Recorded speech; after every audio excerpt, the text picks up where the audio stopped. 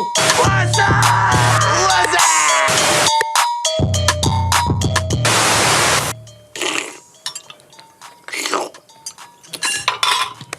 Hey, Carl, what's up? All right, welcome to Group Chat episode number 16. We got a great show for you guys today. We got Joey B, how you doing, calling in. He's going to break down our event that we just had at Loon. We got a check-in with Mark McMorris, talking about how he gets ready for LAAX Open. Pretty interesting stuff. We're going to call Henry Jackson. He's going to give us some contest analysis later in the show.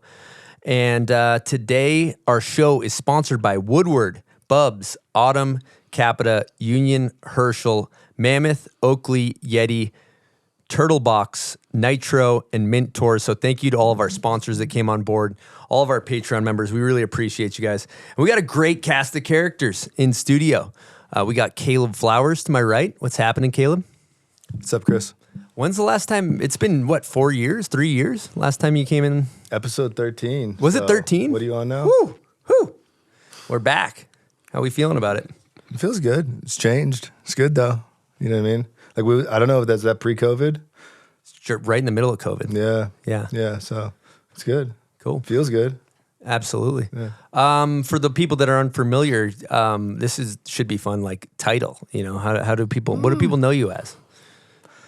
Probably just like a snowboarder. You know what I mean? I do a bunch of different stuff, but I think end of the day, that's probably where I'd hang my hat. You know what I mean? Okay, snowboarder, Caleb Flowers. We got Josh Fisher in studio. What's happening, Josh? How are you, man? Happy to be here. Yeah, absolutely. Why don't you let people know your role for the listeners that don't know? Also a snowboarder, first and foremost. But I work for Burton Snowboards. I've been involved with them for 20 years in different capacities. And I'm the territory business director for the Western U.S. So essentially oversee sales and marketing for the Western U.S. for the brand. Love it. And we got, of course, Jeremy Jones in studio. What's happened, Jeremy? Not much, Chris. Thanks for having me. Man, that really needs no introduction in here. And, of course, Silk D. What's happening? How you feeling today, Silk? Feeling good. Happy to be here. Love Yeah. group chat. Oh, yeah, group chat's a good time. Bowl cut's looking not as bowly as normal, Yeah, though. we're switching things up. We grow. Did you see my story, dude, yesterday? Did you see my Yes. bowl cut? So Dude, so that funny. was pretty I'm good. gonna need another picture of it so we can put it on there. I saved it to my photo album. All right, we're going to hit the ground running with some fun shit here. You guys all got your trivia buzzers. They should be behind your head somewhere. Caleb, you got the green one. Got red. You guys all got them. Okay, how this works is Silk is going to decide. He's your... Yep, we're gonna want a clean line of sight between me and your buzzers. Chris will be reading the questions. You can press your buzzer at any time. You don't have to wait for him to finish. You will submit your answer. If you are wrong, you will do a smelling salt. If you are right, you will be awarded a point. If you want to, it's not mandatory, but it's encouraged. Kind of mandatory. Yeah, allegedly. It's not a big deal.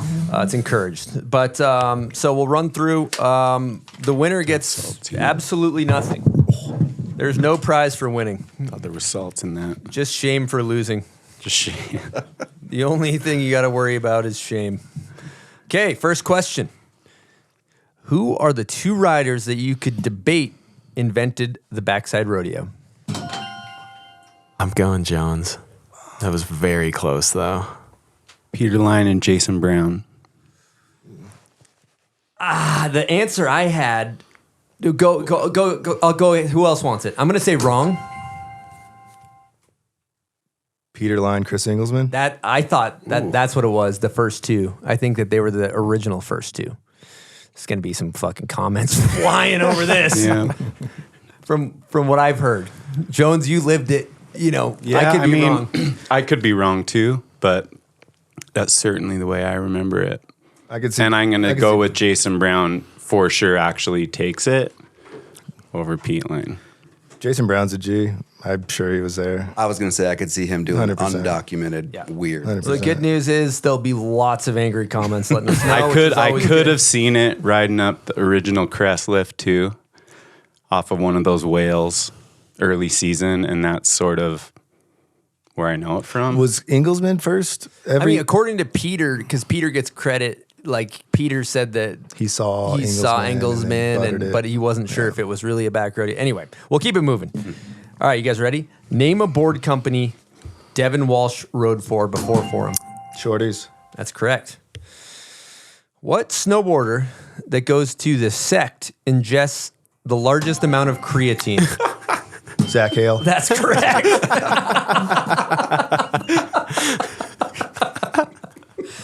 Next question. Who is the longest running Burton team rider? 5, 4, 3, 2. I think you kind of got to do assault, dude. I don't know. Yeah, it kind of seems like a salt. Yeah. Who buzzed next? Jones is next. Yeah. Meeks. Oh, Mikhail. Oh, sorry. Currently? Rents. Yeah, that's correct. Mikey I Rentz. just gave it to it. Sorry. Yep. I snaked Josh Yep. on that. He was going to be right. Did Fish know? Did Who you is know? it, Rents? Was it Renzi? It's Renzi, yeah. I think about like a year. It's Renzi. Like, they were Yeah. close. Are we Still on? giving Josh a point for that? Well, Josh didn't say anything. Do you want a point for that, He Josh? didn't have the opportunity to say anything. I'll give him the point. I'll defer. Jeremy wants to give him the point. You're going to get a sympathy Just because I point. snaked him. I'm gonna give you sympathy point. Sympathy point. Okay, next question. Focus up. The company DC is an acronym for what 2 words? George Clothing. That's correct. What rider did a switch 360 to nose press or fakie 5-0 on Battlefield Rail in Quebec? What was the second part of it? You buzzed before? I love how you buzz halfway through the You question. got it. I could probably figure it out. Switch 5-0. No, switch 360 to switch nose press or fakie 5-0. Like front 3 to nose press, a switch front 3 to switch nose press. You know, that's. Do I ring on this Battlefield. now if I want a second I mean, shot? you got 3 seconds. 3. Keegan? Yep. Whiff. That's correct. Jones got it. Jones got it. I think really quick we should clarify something. What's that? I think if someone buzzes before the question is done, you should stop reading the And question. they got to submit an answer. Okay, I like It's that. because I see there's a little bit of a meta going on here. I was thinking. No one red has buzz. actually caught on to Yeah, yet. yeah. I don't think You see anyone's what- done this yeah, yeah. before. You like that? Yeah, Wait, what is it's it? pretty good. You're kind of taking over a little bit. It's not my yeah. first rodeo. Yeah, can you I've been here repeat that before. second part real Yeah, quick? yeah. Okay, good. So- I like that. Next question. What 2 tricks did Bjorn Linus do over Chad's Gap in Scramble, the Vulcan video? Back 180 and back 5. Shoot. Send this over to Jones. Okay. You know, take a stab at it? I want to say it was back 7 That's correct. and then a back 180. I'll give you a half a point for that. All right, we're going. Is it sympathy half a point or just regular one? I think he gets a normal half a point. Okay. He did half the. It's a back 7 and a cab 9. Last trick's a cab 9 and a scramble. Okay. The resort Hemsedal is located in what country? I'm going Josh. Norway. That's correct. Josh making a comeback That was a here. meatball. I'm trying to build up. It's more of like a geography question than a snowboard question. But okay, next question. What is Joe Sexton's ender trick in the video Child Support? It was iconic at the time. It was monumental. No, I wasn't no a fan takers. yet, so You weren't a fan? Yeah, he was. I'm kidding. No takers? No one? I don't know it. Okay, the answer is a backside 360 to tail press, but he kind of slaps it down a little bit. You're not sure. Is it I can see it. phantom press? I don't know. That's sick, Joey. Next question. In the infamous Dukes of Hazzard Rev commercial, name one female pro snowboarder who makes an appearance. Roberta Rogers. That's correct. Who is the most recent team rider to get a pro model board with Ride snowboards? Reed Smith. That's correct. What rider did a gap to switchback 270 on the Rail Gardens gap rail? JP Walker. That's correct. What rider did a gap to switch 50-50 on the Rail Gardens gap rail? Mr. Seth Hewitt. That's correct. Jones is running away with it. Yeah, Jones just took the lead. The Lean Air got its name from what skateboarder? Neil Blender. That's correct. Neil backwards is lean. A little fun fact. Name 2 board brands Andreas Wig rode for. Last question. 2 board brands. Genius. Nitro. I think that's right. I was going to say Those are both right. they're both right. I forgot about Nitro. I had a different answer. Is Nitro, that's confirmed? I would. I don't know that Andreas rode for Nitro. I don't know if I can He confirm would. that. He did ride nitros though. I do Andreas towards Wick? the end, right? Yeah. Maybe not. I don't know that think he did. I think I'm not sure on that. It's not what I would have thought it though. Mine would have been a different two. What's the two? It would have been Genius, and now I can't think of it. Sims. That might be right. Forum. Yeah, He Forum. was on Forum. Genius yeah. and Forum, because I think he rode Forum all the way to the end. Yeah. So I don't remember Nitro being in there, but somebody can get really angry in the comments. It might have just been at the end when it was all over and he just was on it. Yep, that's good stuff. Congratulations, Jones. The winner. Jones is our winner. Hell yeah, dude. Yep. Just by 1 point. How you feel about that, Jones? Pretty good, except that I'm pretty sure Caleb just stopped hitting the button when he got called out. My strategy got harped on.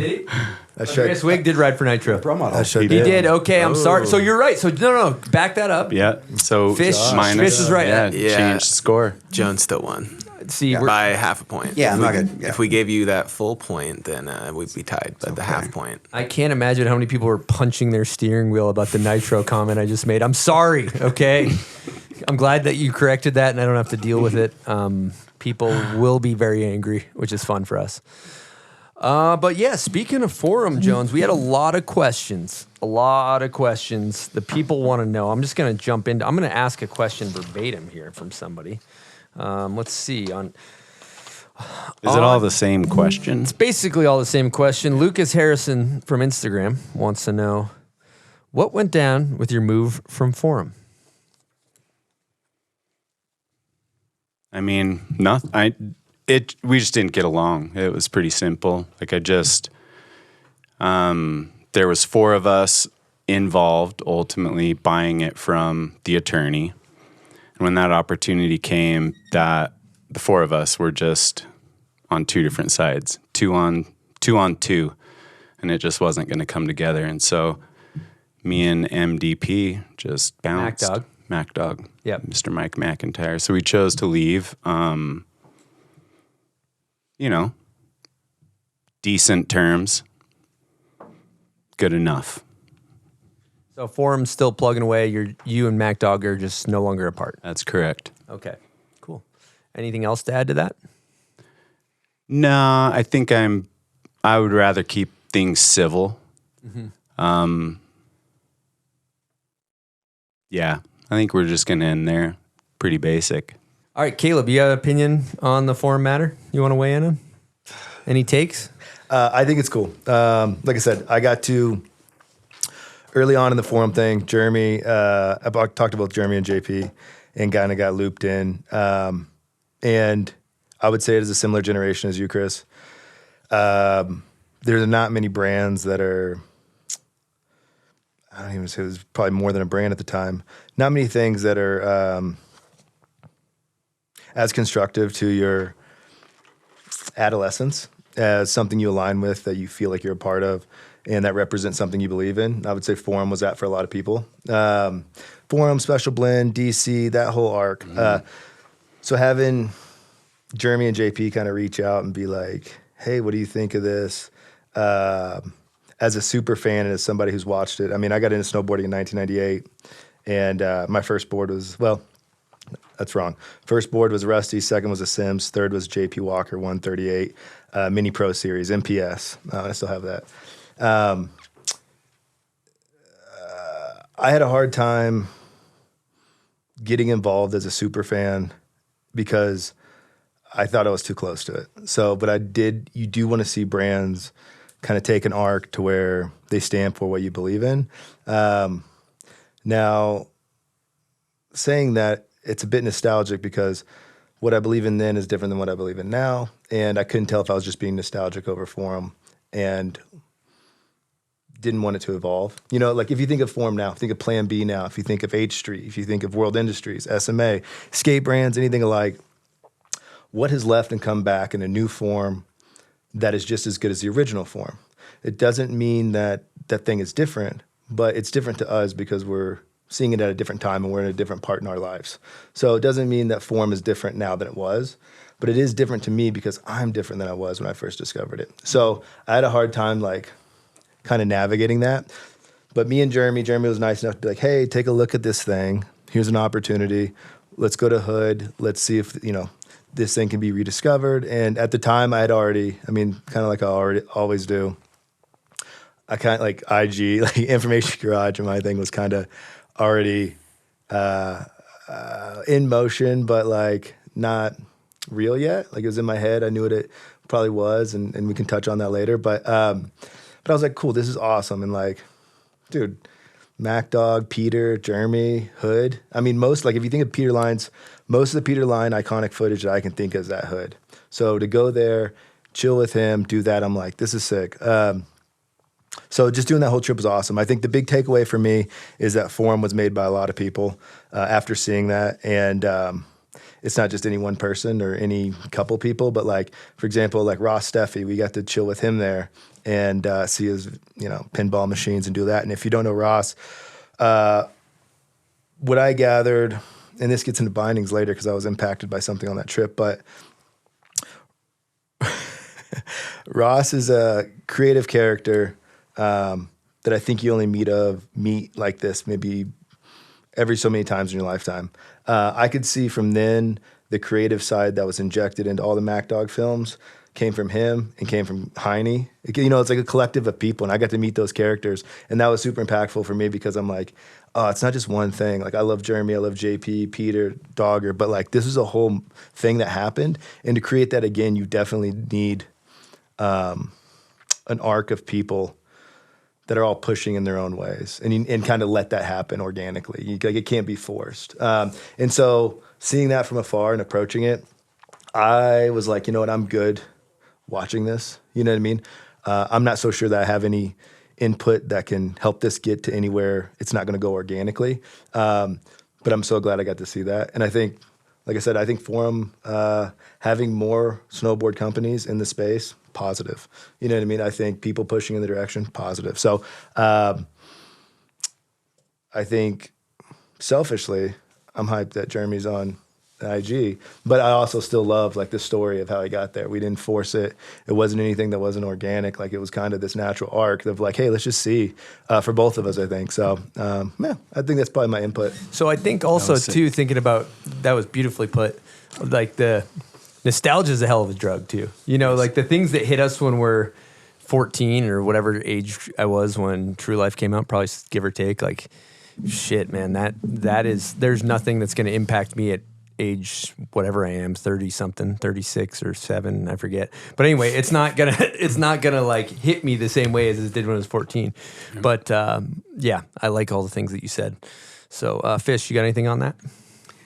I think beyond just the nostalgic aspect and like how you responded to it, that was a movement at the time. Like there was so much, like snowboarding was in this crazy growth progression. And you had Mac Dog and all these things, like it was more than just a brand. Like it symbolizes so much more than a brand because it was a time as much as it was. But what do you think it was about that these guys bottled it up? Because I talk about it. And my point of view on seeing and talking to those guys, and even in retrospect, thinking back, you think about Forum, I'd be curious. I know what I think about when I think about Forum. I think about Jeremy and JP. I think some people you ask in a different generation, probably a little bit older, that's probably like 96 to 98 versus 98 to 2002. They're going to say Peter Line. But I think, and then, we were at Hood. We talked to kids, and their experience with Forum was that, you know what I mean? Like it was later on. And I would say if you talk to like John, his tournament guy, John Stark. I think his like people that got into snowboarding in 2012, I think like that was probably their first interaction with snowboarding. So I think it's different to everybody. I would say that what happened between 1998 and 2002 was super impactful and was a large leap. And I asked myself why. And I think it's because these guys embodied, like I said, a lot of people, but specifically Jeremy and JP. I would say Jason Brown was in there as well doing his own thing, but they embodied something bigger than just snowboarding. It's the idea of snowboarding, the lore of snowboarding, like being in the van, flying everywhere, going to places, being in Japan, traveling. Like these are all things that were new to people at the time. Being good at skateboarding and snowboarding, and then hanging out with people that aren't just snowboarders. You know what I mean? And so that to me as a young kid was appealing because it meant that I had, if I pursued that, I had a I had more options, you know what I mean, more places to go than just being a pipe rider or being, you know, big mountain snowboard. And that was cool to me. That was appealing. Jones? Yeah. I'm taking it in. Yeah. This one, yeah. My take has always been, too, one thing that they did really well is you look at a lot of people, they build a snowboard team and they got great riders, and then they forget about the media to document the great team. Mm-hmm. Where I think a huge factor is like you got Doggers making some of the best videos, him and Whitey and Sick boys. and you know what I mean? And Well, I mean, I haven't listened to Whitey's podcast yet, but he's very much like, I bet he talks about this a lot. And you're totally right. Like that's where, like we did the snowboarding, you know, it wasn't, we started coming up with these creative ideas and things, but the filmmakers thought of jumps. They thought of like spots, especially Heine and Ross. I mean, you know, yeah, and Heine was nuts about it. Like he's still crazy about it. It's sick. They just had the passion and the drive because they wanted to make a project and they knew that they had athletes to kind of play this role. And so they could create around that. And it's pretty cool when you look at it like that. Like we were just writing, but that whole, you know, that structure and the story that it ultimately told, like us driving weird machines and intros that Ross built and the, you know, weird ideas that they'd come up with, and JP sliding across a cable with it's sick. plastic like melted gloves, you know, and like it's, yeah, that was But the like- creative, the producers. I look at it a little more objectively because I'm old enough to have been there for the rise of Forum, but I wasn't the Forum dude. Like the brand didn't speak to me. Riders would. Like I loved what Bjorn was doing. I'd watch Jeremy's stuff. I'd see some what Peter did, but the brand never like, I wasn't the brand guy. Yeah. But when I stand back objectively, I'm like, they just did the Bones Brigade thing. You know what I mean? Like it was the first time in snowboarding someone did a really good job of like, here's this cohesive team versus just having the best riders from all over the world or wherever it was. Like, But I have a hot take for you on that. okay. And I think a couple different things. And it's the same way I look at most things in popular culture. And I'm biased on this, this is my opinion, that it is harder to be the commercially successful person in your field because you have to live that day in and day out.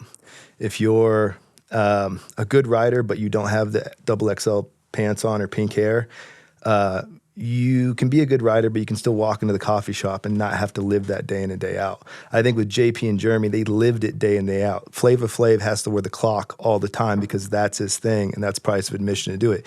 J. Cole can write raps and still play basketball, and he doesn't have to look like MGK or anything like that. So that's why I always hold this thing. I'm like, it's easy to like, and this again is my opinion, it's easy to like the good snowboarder who looks normal, who's really good and doesn't take a chance beyond a rock star aesthetic or commercial ability. It's really tough, and the sweet spot is to do that and still be liked by both sides. If you can do crazy shit, wear crazy shit, eye makeup, Jonas, sick, and still do something where the OGs are like, this dude's still sick. To me, that's something that's like, that's braver than, you know, and I love like Breezy's sick, but doing gaps, big stuff, Breezy, that's a bad call out. Doing these things and looking normal from an aesthetic didn't get me excited when I was a kid. I was looking for something that was excited, that was more like pro wrestling or felt like something that was unattainable, and that didn't look like me. And that's why I think I liked the Forum brand, because it stood for something that was larger than life. And they had to be that larger in life. You know what I mean? Like that's a tough thing to carry on your shoulders 24/7. So I don't know, I always give that, like I think about that constantly. Because as you know, we have friends that, and even if, when I flip back through the old trans world, not a lot of people loved the Forum thing because it burned so hot. It was so special. Oh, good People point. that were core were like, I'm not down with that. good point. You know what I mean? Like not everybody was for it. For me, it was impactful, but during that era, a lot of people were like, that's just like the hot shit right now. So I don't know. I want to share something too. I was just hanging out with Eddie Wall, who was a part of Forum, and he brought up the making of that. And he said that everybody flew everybody to Vancouver, and they sat everybody down, and they're like, we're going to make the best snowboard video of all time. And if you're thinking about hitting a 70-foot jump, don't hit it. We're not hitting anything under 90 feet. If you're thinking about 270 and a 15 stair, do it on a 30. Like, it was like this big pep talk about like that we're making the best video ever. And in addition to the riders having a good aesthetic, the snowboarding was really fucking good too. Yeah. I think, you know. That was a theme though, with the, again, like back to that film crew and what they wanted to pull off. You know, that started with Resistance. Resistance, yeah. You know, that was the year of the introduction of video meetings, you know. We went in and everyone's there and it was just like, oh, all right. It was basically like, you guys are for real now. Like, you either die or you put out a good part, you know? I mean, JP tells that story where Kearns is like, yo, like, forget everything you're doing, drop it. Like, you got friends, drop it. Like, this is a team video. Yeah, all of that. And you watch the Whiskey Doc and you're like, yo, I can see that dude saying that because, like, this is like a individual who's super hyper focused on stuff, and like, I trust that. So I understand that, like, being in a room and having somebody tell that to you, you're like, this is kind of crazy, but I don't think he's joking around. Like, this is serious. You know, again, I'm just imagining what it would be like to be in that room. But I mean, it is bait. You either took it or you didn't. Yeah. If you took it, you're helped along. yeah. You know, that's the thing, is like you were never alone in that. It wasn't like pull something off by yourself that's undoable. But if you jump in this ring, like, this is what it looks like. I thought that was kind of sick. It was straightforward. It just wasn't a bunch of BS, which is usually what you get, you know, or something that changes so fast and different than what you agreed to. That, so I always appreciated that, but a lot of people didn't. Thought it was harsh. All right, big news coming at you from the bomb hole. CAPiTA has launched their whole new collection. All of new boards are available now, so check them out. Now, of course, you got staples like the DOA. Everyone loves that thing. Everyone loves the Black Snowboard of Death. Coquard's been putting a beat down on jumps with that thing for years. And then if you're a female, the Birds of a Feather is beloved. That board is awesome. I'm also hearing the newcomers to CAPiTA are loving the Aeronaut, the Megadeth, and the Spring Break Resort Twin. You might see Joey Fava crab walking down the hill on that thing, putting a beat down on the steel. He makes that thing look awesome. And for me personally, I love the Navigator. When it comes to riding powder, riding the resort, I ride the 161 or the 164. It's huge, but it's soft. That's what I love about it. It's a big board, but you can still have fun on it. You can still maneuver it around. So the CAPiTA Navigator would be my recommendation for powder. And then for park, I love the Indoor Survival. Can't go wrong. Great board for presses, great board for park jumps. It's fantastic. And the one thing about CAPiTA that I think is really special is that their factory is handmade in Austria with 100% clean energy. All the boards are handmade, 100% clean energy. Can't go wrong. They're world-class production over there. They make great snowboards. So check out their new website, capitasnowboards.com, or your local snowboard shop, and see if you see anything you like. I don't think you'll be disappointed. Let's talk about bindings. Let's talk about Union Binding Co. I personally think they make the best bindings on the market. I'm biased, but I think that would be the general consensus amongst most snowboarders. We're talking buttery smooth ratchets. We're talking lots of adjustability. But most importantly, I love the clean look. Draplin did the logo years ago, and it is strong. I run the white Union Force Classics on some black pants. I think it just looks timeless, personally. But you can't go wrong with any binding in the line. You know, they have a stacked team of riders. We're talking Travis Rice. We're talking Arthur Longo, Kazuhiro Kahubo, Austin Viz, Jess Kimura. The list goes on of just very talented snowboarders, and it's a company that's owned by snowboarders. It's snowboarders that care about this lifestyle we call snowboarding, and they invest in it, and they make great products. So if you're interested in getting yourself a pair of bindings, check out unionbindingcompany.com. Check out their whole line. You won't be disappointed. All right, I think we covered great topic, great wormhole. Let's get into Nitro Turbo takes. Welcome to Nitro Turbo Takes. Brought to you by Nitro Snowboards and Canoe Alliance. Nitro Snowboards has been building snowboard products, boards, boots, and bindings for over 34 years and has one simple mission: to inspire people to get out and go snowboarding and support their local and global community by supporting the shops, the organizations, and the people who are dedicating their lives to this. All right, first question. This is for everybody, so we'll kind of go around the horn here. What was your favorite video from this past season? Jones? Which you pick, Silk. Who's going first? We'll go Jones. We'll go work our way towards Caleb. Deer in headlights. Oh no. Full deer in the Oh headlights. no. He's lost. He's Yeah. and Pass straight up. Don't have one. fish. I got more homework to do before I can speak intelligently on this one. I mean, I have to say the New Balance video just because it's what I'm the most familiar with. Tiago switchback nose blunt. Straight up. I mean, that ain't bad. that's a movie I've watched, 9, 10, 15 So you're going to defer to times. skate. I like that. That's a good answer. Fish, you got nothing? No, I just apologize. Great question. Horrible answer. Sorry. I know. Yeah. Core scores plummeting. This is biased, extremely biased, but in all the videos that came out, impromptu, Scott Stevens put out Conundrum something. The name is horrendous. I don't even know how he came up with the name. So there's a jumble of iPhone and regular clips and everything. And I think it was refreshing in the fact that you have all these different videos. Some are 16 mil or whatever. It was just like this, just totally different video in the space. So for that one, I liked it. And I've also answered this before. I like Freddie Perry's video as well. Caleb? What was the Sincess video? I forget the name of it. So that one in the dust box one I like. But the Sincess one, they did an interesting thing during the premiere. And I thought it was creative. So they basically did a fashion show in New York for the premiere. And then they did a premiere in Salt Lake.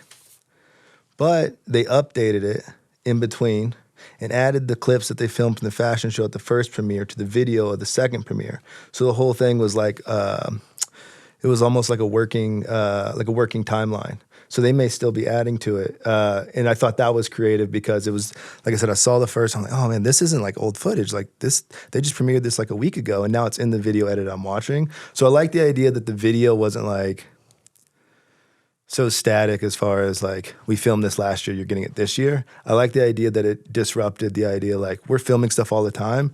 And what was the Scott Stevens video you mentioned? Conundrum something or other. It would be like Scott filming clips today and adding it back to that video and re-uploading it. And I like that it was fluid like that, not set in stone, mostly because it lends itself to brands that are able to move quickly with a high metabolism for like adding stuff in. Great Sweet. answer. Next question. This one's for Jeremy. In your opinion, what's the best way for fans of snowboarding to vote with their dollar? I mean, I think this one's hard. But to kind of pull it all to one spot, just how can you best spend in your zone? If that's a shop, I think that's the most important. I think if that's just get your stuff, but I think go focus on your zone. Try to kind of back that up. All right, this question's for Caleb. Pants over or under the high backs? Well, I have a whole, this might be a podcast in itself. Personally, pants are going over the high back, and that's only because that's a personal preference. On a powder day, you put them behind the high back, that's fine. Sometimes Ben runs one in front, one behind. My thought is that, we'll save it, is that there's a reason why all the pants are inside the high backs now, but we'll touch on that. We're going to do binding talk later. Binding talk, product tech. Stay tuned. This one's for Josh. You have been in the snowboard sales world for decades. What is the best thing that has changed within the snowboard industry over the last 20 years?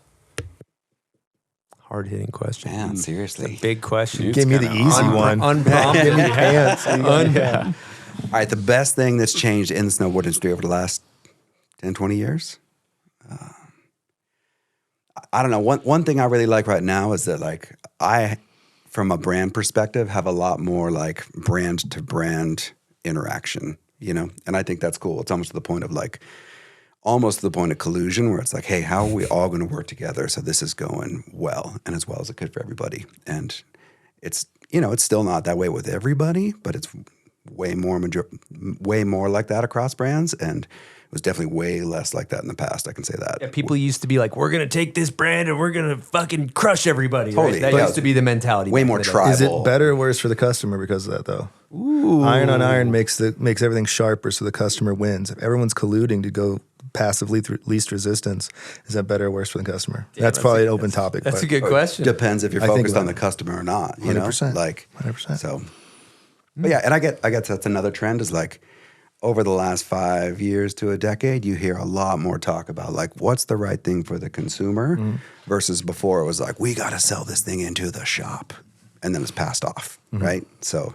Focusing on the consumer, and if the brands are working on that together, if the brand's working with the shop for the shop to work on the consumer together, like that's best case scenario.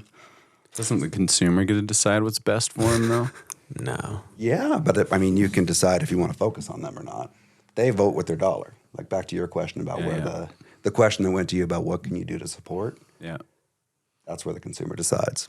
Vote I got a local. big one on that, but we can wait till the time's right. We're gonna have Caleb's gonna unload. Yeah, we're gonna unravel. No, it's all later. positive. It's all positive. I just have some opinions on it. Of course. So stay tuned. Stay tuned, It's gonna be viewers. great. Say less. Yeah, we know. All right, this question's for Chris. Is this group chat an old head panel? Who is the oldest head? That's a good question. No, it's not. It's easy a question. Why me? Well, Mentally. yeah. I mean, well, for the record, just to let you know, when we put these shows together, like I was just on the East Coast. And then, you know, I look at the calendar. I'm like, oh, shit, we're recording group chat tomorrow. I got to fucking figure out who can come do a show. And I reach out and, like, you know, I did reach out to some young pro snowboarders. But the young pro snowboarders are all filming. They're all, like, in the streets. They're all in Japan. They're all, like, it's the middle of winter. So, yes, this is an older panel. And so, like, we try to keep it balanced. But... I'm the oldest. I'll take that one. The oldest head. Oldest head. Are you? Because I got a young family and I spend less time thinking. Like I spend more time thinking about stuff outside of snowboarding than anyone. I'm actually the oldest head. Oh, I'm the oldest. Jeremy wants a title. he's got the oldest family, too. I touch the least steel and I spend more percentage of my time than anyone here thinking about stuff outside of The snowboarding. steel ratio. The could steel play ratio. a big factor into yeah, this. you might be right with the So I'm just steel throwing ratio. myself right into that bus. Yeah, that's a good point with the steel. Yeah. Yeah. Okay, next question. I'll play. What was the trick of the year in 2024? Oh shit! Kind of a big question. Damn it! I wish You I have thought. 4 of this. seconds to think of I'll say something. females. It's easy. Jill's front board is a king for females. Okay, continue. Oh, it's Mikey jumping the set. Oh, Come yeah. on now. Yeah, Mikey on the That's set. an NB. Never been done. Well, it's an Never been done. ABD. No, that's what I'm saying. He But, did but it. at the He age did it. gap, He did it. no one's come back. What 25 years later? Yeah. Done Well, the no, it was same like thing? 10 because he only did it in 2012? Bon Voyage. Yeah. Yeah, 12. 10 years later. Yeah, whatever. 10 years yeah. later. I haven't seen that. That's mine. Jones. I mean, I don't think you can really do a trick of the year anymore, to be honest. I think it's just too subjective. So I think, you know, technically it's whoever spun the most. So whoever did that wins that one.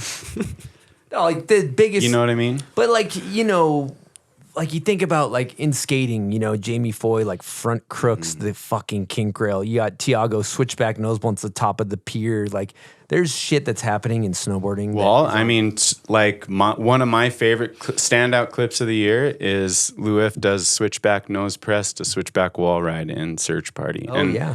For you. I just thought that was like, it was, I mean, that's hard. It was on a box, but like switch nosing into a switchback wall is like, it's tech actually. And he just looked good doing it. And it wasn't crazy seeming, but to do it that well, I think is really, I appreciated it. Yep.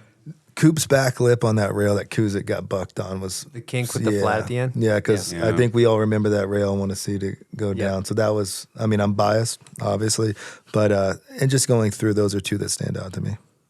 Good one. There's a lot of good I'm stuff. saying Jill's What's front your- board. Yeah. What was Renee's video So called? like Heaven? Heaven. Like, Heaven. Renee, like pound for pound, like if you're just going off of best shit was tricks, cool. Renee like was on some elite level. That was snowboarding. exciting. Like that got me pumped to Yeah. watch. Like that, I think more than anything, there was that. Like that had energy. It was like whether you like that writing or not and what he puts out, like you can't not feel the energy from that thing. I mean, that I just don't think is doable. So I feel like that was pretty sick and unique to the season.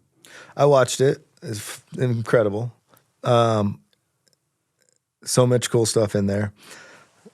The full pipe, like cradle, like natural cradle. Yeah. God, that was good. cool. God, And the back one to cab 3 into the wall, the way that was done was beautiful. My question at the end of it, and again, I think about this saying I might be biased based on nostalgia, is why don't I view the Renee footage, am I saying it right? Renee footage the same way I view Duffy footage. They both have helmets. They're both sick. They're both hitting big stuff. But for some reason, I like the way Duffy looks with a helmet on a board more than Renee does. And I haven't got to the bottom of that. And I would ask Chris, if you were to choose Renee footage over Duffy footage when thinking about how a helmet looks on board, pants over, under bindings, what would you go with? Well, I think for me, like obviously, like I said it a lot, nostalgia is a hell of a drug. But even when I was coming up, like Duff wasn't like my guy per se. Yeah. And I loved his parts and all that. But I think for me, I guess like the Renee thing comes from, we grew up like or lived through the real snow era where it was like you're gonna film 90 seconds of just like savage A grades and the filmer's telling you it has to be big. And so I think I still have like the like I like large high level snowboarding. And so I have a lot of respect for that just because of that's kind of matches my philosophy of like what I not tried to do, but like It feels like progression in the space. it feels like progression in the space Yeah. in a trick in a trick way. And granted, like I said, that's I respect both of them. Yep. Nostalgically, I'm always going to choose. Why am I spacing? Your team Duff. Yeah. I'm Team Duff all the way. However, looking at what Renee did, I'm like, this dude deserves way more respect. How do I get old heads that think like me to maybe give this another look versus writing it off? Because the stuff he's doing in there is incredible. Yeah. And I try to figure out why it's not taking the same. And the only thing I can think of is like, is it because it's an independent part versus a full team video, and it's an accent or a contrast to something larger, and therefore he's not a specialist or it's more of a generalist approach. And so there's all these things I think about. I'm like, this is incredible, but for some reason it's not tasting the same as this other part, and it could just be me. But I would put it out there to everybody to watch it to have an open mind. That's a good point. I've never thought about if that was at the end of a 8-person video. It's like a house song. There's a build up, and that's the drop. Wow, I never. You just put get it a like, drop. Yep. It'd close it Great down. point. It's insane. The single parts, like it's soggy, no matter how you dump it. People are just numb. Yeah. Well, people are just numb. Dude, it's just too much. It's so many streams to wade through. Like, there's Duffy's era, there was video. There was 8 videos a year, maybe then, and that was it. For sure. You watch those videos, and there were 2 magazine publications that had 8 issues a year. Yeah. That was it. I mean, I think the hard thing is for people to keep up with the single parts, like the weekly drops. Like, it's just too much. And I would just get into it and reiterate with marketing, because I mean, it's something that I think about because I'm approaching it with IG, is that when you're building out a team, you think of super teams in the past. You think about something like Shorties. Steve Olson wasn't the same as Chad Muska. Steve Olson, Chad Muska, Smolik, Silva, like Jesse Sylvie, Aaron Snyder, like all of them played different parts. And that's what made those videos so good. And so like when you're assembling this marketing team, like are we still thinking like that? Or are we thinking in voices of like, these all guys have great social media following, let's all drop independent parts, and then we wonder why it doesn't hit the same, it doesn't taste the same. And I don't know which one's right or wrong, but when I think about it, I think part of the reason I like the forum thing and come back to the team collective is like, it's not just those guys either. It's like Heine and Ross and you know what I mean? Like, I think it's a group. That's all I'm saying. Collective energy. Yeah. All right, Silk, what else we got? All right, next question. We're going back to Caleb with this one. What is the best fashion trend snowboarding has created over the years? Big question. Yeah. This is good. I mean, okay, this is good. It's basically, my point of view on this is going to be different. I think that true snowboarding and true snowboarders have always looked to innovate and push things forward. And that's always been modding on their gear, and that it's outside snowboarding too. It's alpinists, it's skateboarders. Everybody has kind of modded their own thing for customization and specialization along the way to make them, to give them more individualism in the space, or to make their experience better. I think Jeremy, he talks about sewing his own clothes when he was younger and making patterns. I think there's something about that that is so the through line with snowboarding. And I think anytime a trend, dovetails into a bigger conversation. Anytime a trend comes along, snowboarders and skateboarders usually don't want to be boxed in, and they don't want to be part of a trend. So it usually pendulums back the other way. The irony is that if we're all pendulum back the other way, then maybe that's the trend. I would say net to bring it kind of back full circle. Probably. I mean, I can't think of any other North American sport. Well, I guess pipe gloves is something that I think snowboarding has really put a stake in, whether it's a commuter glove, a pipe glove. Obviously, it was there with BMX, but snowboarders made pipe gloves look cool, made them transcend into football gloves. There are no basketball gloves, which is a question to be answered by somebody. But I think pipe gloves is still the coolest thing we've seen, and that turned into work gloves. That turned into all-around, all-purpose glove. I think they look coolest in snowboarding. What was the company JP rode for back in the day? GMC. Yeah, I remember I had the poster on or the cutout on the wall because it was like a hawk or crippler or something or front seven, and he had the it was spliced. Yeah, it was spliced, yellow. Yep. And it was spliced into three. And his situation there was very much my reference for when we went to Hood, and I have a very similar one about 6 feet lower out of that quarter pipe. But no, there's things like that are. I don't know, like you see things in mainstream media, you see pipe gloves. A lot of people think of snowboarding. Obviously, they're in football and everywhere, baseball, things like that. But specifically, a snowboard pipe glove looks and feels a certain way. And it's motocross, the whole nine. So, Dude, talking about JP, you couldn't think of a better person to promote gloves. 100%. Riding like that? Yeah, 100%. Not a big mitten guy.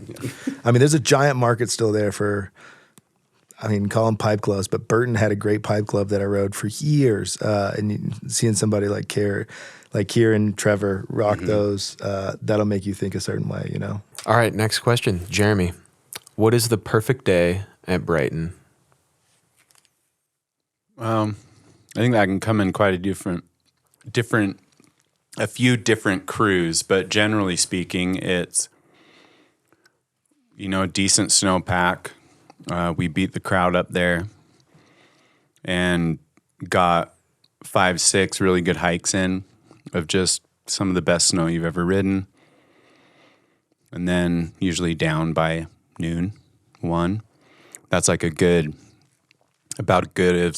good of a Brighton day as I could think of. And there's, like I said, there's a couple handfuls of people that I could enjoy that with for sure. Cool. All right, this one's all play. Everybody's got to answer here. Who is your favorite person in the snowboarding industry right now? Favorite whole person. Favorite person. Parentheses, show them some love. Okay. So pick a favorite. Yeah, I'll go. This is so hard. Yeah. And I probably got a hot take on this. Obviously, everybody I'm around and that's involved with IG, it would be an easy one to go with. But I like different opinions in my own. And I think it's important that we kind of gauge all the opinions that you agree with and don't agree with. Mike Raquette has a crazy point of view on stuff, but I think that it's valid because he was there for a lot of it. So I would say that the fact that him spiraling on a podcast and telling his point of view, I think more things like that is constructive for me to build my point of view off of. Again, I don't subscribe to a lot of his point of views, if any of them, but I do think it's important that like people telling their story that were there, whether they're pros, influencers, or just dudes that were like at the lift 90, just because I think that that's important, because I'm trying to piece together snowboarding pre-1998, and Jeremy helps me do that. Basically everybody on podcasts helped me do that. Even the guy who does F and Rad, like Jason Brown, hearing his story and the whole CAPiTA arc is important to me to gauge my moves off with IG. So, but that's mine right now, because that one to me is a story I've never heard, especially as it comes to snowboard media. So I think it's interesting. So I'd check that podcast out. You're up, Josh. I need a minute. Same. I can go ahead. Last time I got asked this question, I said Stevens, but obviously very biased, my friend. But this one's fresh on my mind. I'm going to go with Mike Rav. I was just we were just at this event, this Loon event, and the guy snowboards all day. He's riding the event the entire time. He's jamming around. And when you hang out with him, it's just like he's just so present and he's just so there. And it's like his love for snowboarding is so pure. I'm inspired by it. And then in addition, after riding all day, he got on stage and started just jamming, like going crazy with Portable Window. His band was Mikey LeBlanc and Harry Hagen. And so just that kind of just love for what he's doing is infectious. So this week's answer is Mike Rav. It's a good one. I like that. Am I still up? Yep. Dude, I've got so many. This is tough not to leave anybody out. Kind of a pick one. Like something that you're into. Yeah, like, Kind of oh, a right pick now, one. this is what I'm into. Yeah, like it's like somebody asks you your It can favorite. change. I've realized this. People ask my favorite snowboarder. It changes depending on the day. Yeah. And that's okay. Dude, just top of mind, like, just had an interaction with Danny Davis. Like, I love Danny. As far as like, if we're gonna take a person to be like, you took someone who didn't know what snowboarding was and say, hey, this is a snowboarder. Here's someone that knows about splitboarding, riding the half pipe, like has credibility in a lot of places. Yeah. Not Burton Ryder, favorite person. I see what's going on. He's getting the bag up over here. No, I'm just, again, I see. Yeah. I mean, this sounds like pandering, but Chris and like what the whole organization is doing here is facilitating so many meaningful conversations. This man's a sales rep. This man's a sales rep. I see it. That's why he's good. My favorite, I think, influence I'm going to say in snowboarding right now has been really my two kids, and specifically my son, because I had this moment with my daughter last year, and so that's the only reason I'm kind of going with my son right now is like to see him just like want it is really rad. He never has. He's just always kind of cruised. And then when he lets me film him or ride next to him, I get to see him learn a trick in like 2 tries. And that's like pretty rad. And then I can kind of see like bits of my stee there. And it like trips me out because I'm like, dude, you got to clean that up. Get out of get out of dad's world, you know? But also he looks so good to me that like it's pretty inspiring. Cool. That's right. What else we got? This question's for Caleb. How many brands have you started, and where does that passion come from? It might be delusion. No, I think that I'll start off where it like comes from, and then probably go to where how many there are. I think I'm hungry. I think I'm hungry for pushing ideas and figuring stuff out. But I also think it might almost be like masochistic towards failing, because I've failed probably more brands that have been successful. So it's definitely not. I'm not driven by like, oh man, this success tastes so good. Let's keep chasing it. It's probably more like, hey, look, I found out what I did wrong there, so let's run it back and do it differently with this one. It's also like hungry for information and data on like, how people move, what people buy. Is it the right, is it the right thing? Why are we doing it? And it probably always comes back to why, you know what I mean?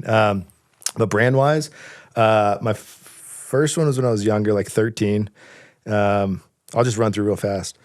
And this is going to get comical because some of the names, you should actually look at my GoDaddy domain name and how many's sitting there, because there's a lot in there that never made the launch, but I bought the domain, and that's comical. But Snow Cell was the first one. That was when I was like 9 or 10. That was just t-shirt brand. Dummy for Life was after that. We had like a hand symbol that was like D Pharrell. Then D Pharrell, the band, then Franchise Boys came along and ruined that one. I had, those were the two earliest ones where I was like kind of sunk my teeth in making stencils and making skate decks. Old Flowers was a leather wallet brand I had. And actually, Tim Benisic did the logo for that. He does all the stuff at K2 now. That was cool. Still like those. I still get people that hit me up and have bought those wallets and card carries. Old Flowers, these are product based. So Old Flowers, Hathenbrook, Mayflower, Brewlers, Good Zones, Yak, Chilbees. I did all those big datas. Skateboard. Information Garage. Yeah. What was the skateboard one? West Crystal Unit. West Crystal. There was probably some other ones in there too I'm not thinking of right now. I'm sure somebody's going to hop online and remember one I'm not remembering. But there's been a lot. I think the important ones of it's probably all autobiographical to like my life. And a lot of them have evolved. So there isn't, I would just wrap them up as they're all just me making stuff. But I'm learning so much by doing all of them. So, but there's probably 9 or 10 at least. Sweet. All right, Chris, this question's for you. When's the last time you split boarded? Last winter. Haven't even taken it out yet this year. All right, Jeremy, what's a piece of advice you would give to the listeners to stay in shape for snowboarding? Well, don't do what I do exactly. Just do what I say here. Don't eat candy. Just eat half decent and just keep moving, actually, to keep it simple and don't overthink it. Keep moving. Keep your mind right. You don't have to grow out of this. I think that's the main thing. We're taught to grow out of skateboarding and snowboarding, or at least society sort of projects that on us, I think, where it's not any different than anything else. So treat it as such, and you don't grow out of basketball or whatever else those sports are. They're always okay, no matter how old you are. So same thing here. All right, we have an all play here for everybody, bar up or bar down on the chairlift. Shit, I like bar down, dude. Take a load off. I go bar up. Yeah, I prefer bar up. Yeah. Bar up, bar down with the kids. Yep. Yeah, fair. Okay, last question here. Caleb, what is the best thing about the current state of snowboarding? It feels like a setup. The best thing about the current state of snowboarding. Oh, that's easy, actually.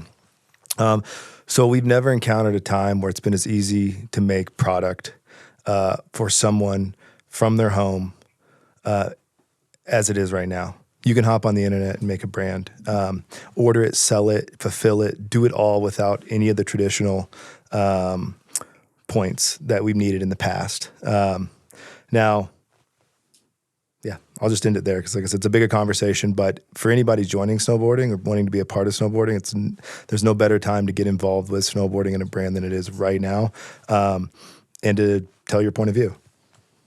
All right, that was Nitro Turbo Takes. Nice. Thank you. Nice questions, Kenny. All right, we're going to keep this show rolling.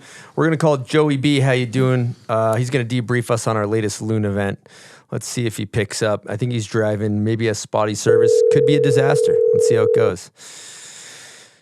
Come on, Joey. Hello. Hi, I'm looking for JB HYD. Yes, speaking. All right, HYD, well, tell me what you're doing right now, because you're on the East Coast on snowmobiles. What the hell's going on here? Yeah, dude, we're in the backwoods of the Vermont, the Green Mountains of Vermont. Very deep snow. Very, very cold. Very cold here today. All right, I'm calling you. Minus 30. I'm calling you to debrief the bomb hole beatdown. I don't know if you can feel your fingers or not, but you're on air here. So, yeah, we're throwing out. We're throwing out. What's up, everybody? yeah. What's up, Joey? Hey, Joey. Okay, let's talk about it. Yeah, what's going on over there? Well, we want to break down, first of all, maybe just the East Coast showing up for this event and your experience with that. Oh, dude, that was incredible. I got to really say that was a fine display of the East Coast right there. It was impressive stuff, especially given the temperatures. I mean, I don't know who's got frostbite. I haven't heard anything, but there might be a couple frozen figures still in the slopes. I don't know. Yeah. That was a rough one. What about you maybe losing half of your body weight to projectile vomiting the night after the event? You left it all on the battlefield. Maybe we could talk about that. You know, I really did. I like to give it 110%.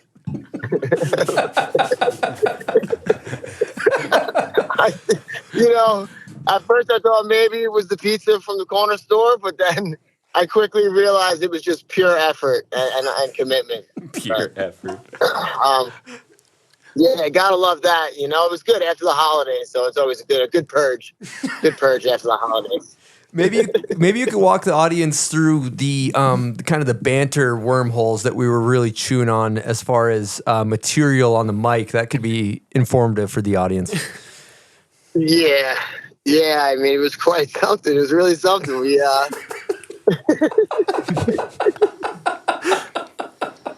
it was really something. I'd say if anybody owns any Olive Garden stock, I mean, I'd say they're doing pretty good. We hit the Olive Garden one pretty hard. Yeah, a lot of unlimited breadsticks. It all started with Olive Garden's slogan, "When you're here, you're family." We took the same approach to the bomb hole beatdown and then proceeded to talk about unlimited free breadsticks for the majority of the event, would you say? Yeah. I'd say it can relate with a lot of people. I mean, Olive Garden goes back a ways, so I think it resonated with a lot of the crowd. We brought back the gout. You know, we had to bring back gout. Listen, we understand if you're at Bomb Hole Cup, we know we really beat that one up, but the East Coast really hasn't had a chance to get a piece of the gout, so we had to hit it with some of that. Question, did you end up acquiring gout by the end? I know we were attempting by eating some sirloin steaks, but I didn't ever clear up if you actually got gout.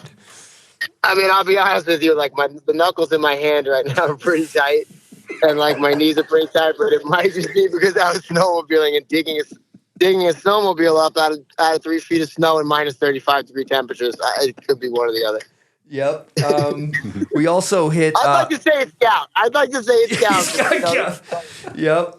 Also, maybe you want to invest in a gout like medication company right now. I think that stock's going up. Yeah, but you know what? I mean, anything like that. Blood thinners, seltzers, maybe a blood thinner seltzer. That's what I'm looking for. That's what I'm in the market for. Yeah, dude. You know, shout out to the East Coast and shout out to everybody that came through to that event, to the bomb hole beatdown. I'd say we definitely left a beatdown on the Hubba Trail, the Hubba Park area. That was incredible. Great. I got a couple notes of other highlights. The 1 foot race uphill. How do you think that went? I'd say everyone keep their eyes peeled. That might be making an appearance at the Bomb Hole Cup. That went off without a hitch. That was great. I thought you were saying it might make an appearance at the Olympics. I got a hard time pushing to the lift. I don't know how people are pushing uphill. We also, what about Backflip Barry? That was a highlight, right? Yeah, Backflip Barry, dude. Real stand-up guy. Guy was like 7'2". It was like Yao Ming doing a backflip over the Jersey barrier. Yeah. Shout out to Backflip Barry. So the audience has a little bit of context. There was a gentleman in the open class that was jamming off of a Jersey barrier, going backflip 50-50, back 180 out. Took him some tries. Obviously, Joey B coined the nickname Backflip Barry, which he promptly re-downloaded Instagram and changed his handle to Backflip Barry. Did he change it up? Good. Yep. That's amazing. So that was a highlight. What about the show? Yeah, that was the How You Doing hump. The How You Doing hump to Jersey barrier. We're doing that one. That was the Lincoln Tunnel. You had to go over the George Washington Bridge, then the Jersey barrier. Yeah, we had the whole tri-state area involved. Yeah, absolutely. I know the New England crowd probably didn't enjoy that. What about Harry Hagen and his waffle skills, huh? The waffles were going out left and right. Yeah, waffles were a win. What about the band that is known as Portable Window that you refer to as Harry and the Hendersons? How was their show?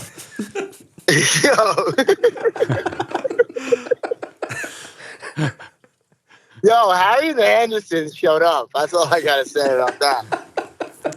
They, Mikey LeBlanc had walked in there looking like Bigfoot, just like Harry, and just stomped it out. They stomped out the Bunyan Room. It was good. It was good, man. Yep. What about the merch? Maybe you could maybe you could comment on the merch debacle. There's another merch debacle as well. Yeah. Shout out to the Bombhole graphic design team for getting that one together. That was top tier. I don't know that. So the Bombhole beatdown took place in 2025. The hat said 2024. So I don't know who's taking the blame for that one. You know, the good thing is I designed those in Photoshop, so I actually couldn't yell at anybody, unfortunately. I couldn't yell at Silk or Danny. In your defense, did you design them in 2024? I did. I did not think about the click of the new year. I didn't account for that. Yeah. You were thinking in the future. Got it. One thing that I was proud of our team for, I will share on here though, is we made this great effort to make all this merch and ship everything to the East Coast. I welded 28 trophies. We got these stickers. I spray painted them gold. I got oversized checks. We got all prepared. It showed up Monday after the event. So, but which was shipped with me. Convenient. Should have shipped with Jones. He would have got us dialed. But what ended up happening is we just pivoted immediately and started ripping off pieces of cardboard and made cardboard trophies, and people loved them. It was great, right? Yeah. It's kind of fitting with the whole thing. The hat said 2024. The prizes showed up late. It kind of just all worked out. But, that was also great, shooting from the hip, and then everyone was stoked, and we were giving out IOUs on pieces of cardboard paper. And, that's snowboarding right there. That's snowboarding at its finest. So you love to see it. The East Coast, and the East Coast absorbed it right up. Everybody was hyped. Man, the East Coast knows how to show up for an event. I don't know how Jules' inbox is doing. How the email inbox is doing, but it's probably, there's probably a couple hungry kids in there. Yeah, that's kind of more of a Jules problem than, upper management. But that's. But I'd say all in all, Synopsis, they go crazy. Like that, I just so like the community's thriving. The sponsors showed up. They all pitched a tent in the freezing cold, handed out coffee and gear, and people stood around and watched the snowboard rail jam in negative 10 degrees and were loving it. And it was just, the band was great. I feel like it was a good little injection of energy and remind me how incredible the East Coast is and the East Coast snowboard scene. Yeah, that's exactly it. Really, really kicked off 2025. It's incredible. Harry was making those waffles. We weren't sure if his hands were going to be thawed out to play drums later. And, it actually worked out pretty well. He was able to pull it off. A lot of the listeners don't know this. Harry actually played the drums with the Olive Garden breadsticks as well. They were so frozen. All right. JB, HYD, are we going to see you at Bombhole Cup? The people want to know. We haven't talked about it. I want to know. You can count. Oh, what's up, Jeremy? How are you? Good, man. Love ya. Good, I love it. Can't wait to see you at the Bombhole Cup. Yes, brother, you can count on that. Love it. Well, thanks for the analysis of the event, HYD. That was some great analysis. Thank you. Listen, thanks for having me at the event. And again, shout out to the East Coast and Loon for putting on an incredible event. It was top level. We're already ready for next year. Can't wait. All right. Appreciate you, Joey. Peace. All right, guys. Have a good night. Talk to you. All right, later. Later. What a legend. Hats off for you guys taking that East, man. I grew up on the East Coast, and I know here we could take it for granted that, like, by a certain point of the season, there's an event going on every weekend. Mm-hmm. But there's so few and far between to the East Coast that they're that much more meaningful. That's rad. Thank you. Appreciate it. And he did say it briefly, but the whole Loon crew, the park crew, the management, they rolled out the red carpet, made it easy on us, and all the sponsors that pitched up the tents and everybody that showed up, it was great. So That's sick. Thanks for that. And all the riders too that put on a freaking show. Silk, Zeb Powell beating that place down. The judges, everybody, DJ, it was great. All right, we're going to take a quick break with a message from our good friends over at Woodward Tahoe. That's Boreal Mountain for you. And if you don't know, snowboarding was pioneered on Donner Summit just around the corner. And if you want to keep the tradition alive, we recommend you get some laps in over at Woodward Tahoe. They got the best park in all of Tahoe. There's no denying it. If you've been there, you know what I'm talking about. Well-groomed, creative parks. You can't get enough of it. And get this, they got night riding, the only night riding in Tahoe. Their chairs are spinning with full lights, great visibility until 8 p.m., 7 days a week. If you want to get your reps up, just like the pioneers did, head on over to Woodward Tahoe. Now, do you find yourself slowing down a little bit in your older age, maybe getting off hill a little earlier? Well, you could be dehydrated. 75% of Americans are dehydrated. And that goes up when you're at elevation, when you're in the mountains. So I drink Bubs Hydrate or Die hydration packets. There's 2,000 milligrams of electrolytes. There's no added sugar. There's no artificial flavors. Let me tell you, when I'm hydrated, I ride better. I can ride longer. I have more energy. All in all, my vitality is just better. So if you're interested in picking up some Bubs Naturals Hydrate or Die, head on over to bubsnaturals.com and use promo code BOMBHOLE for 20% off your order. And stay hydrated, people, with Bubs Naturals Hydrate or Die. All right, we're going to talk about Herschel outdoor equipment. You may have seen them. We give them to all of our guests that win Name That Video part. Pack them full of Bombhole merch. They are sleek, and they're introducing a brand new performance line for travel and the outdoors. They got Alpine inspired and designed with multi-functionality for the first chair or last minute flight. I personally use all Herschel gear when I travel. I use the roller bag. I use the big roller bag. They got great backpacks. And the one thing I like, you can take your backpack and slide it over your roller bag, and you can be a true pro traveler. All their stuff's really well made, and they're building a team. They got Arthur Longo and the Dust Box on board already. So if you're interested in getting some sleek new travel gear, check out Herschel.com. All right, Fish, let's point the lens at you for a hot second here. We have some Instagram questions. The first one is from Dave Downing. He wants you to explain Four Horsemen.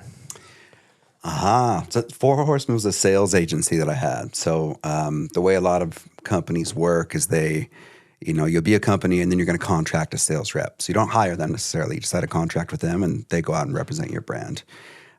So Burton used to independently contract its reps. That was the sales agency I started when it was time for me to start a company, incorporate, and represent Burton. So why don't you back it up and give the arc of how you got there? I initially started, I moved out to Montana, started going to college at MSU in Bozeman, and then I started working at a snowboard shop called World Boards at the time, which was amazing. That was one of the main reasons that I moved to that town was experiencing that shop. It took me there. Through that, I got to know different reps who were coming through at the time and doing clinics and stuff like that. I'd kind of link up with each of them. Ended up meeting Jason Bowes, who was the Burton rep at the time. Got on board as a regional team rider for Jason, which was super fun. Jason moved on. Incredible woman named Krista Moroge, rest in peace, took over. I could talk about Krista forever. Air horn? Yeah, sure. Super mega air horn. Krista's amazing.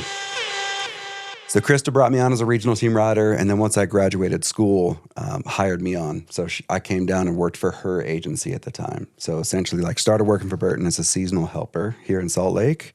Worked for her agency, worked for another agency, and then it was time to start my own. And my agency was Four Horsemen Sales. So amazing. And now fast forward to now, you said your title earlier, but what does your workload entail over at Burton?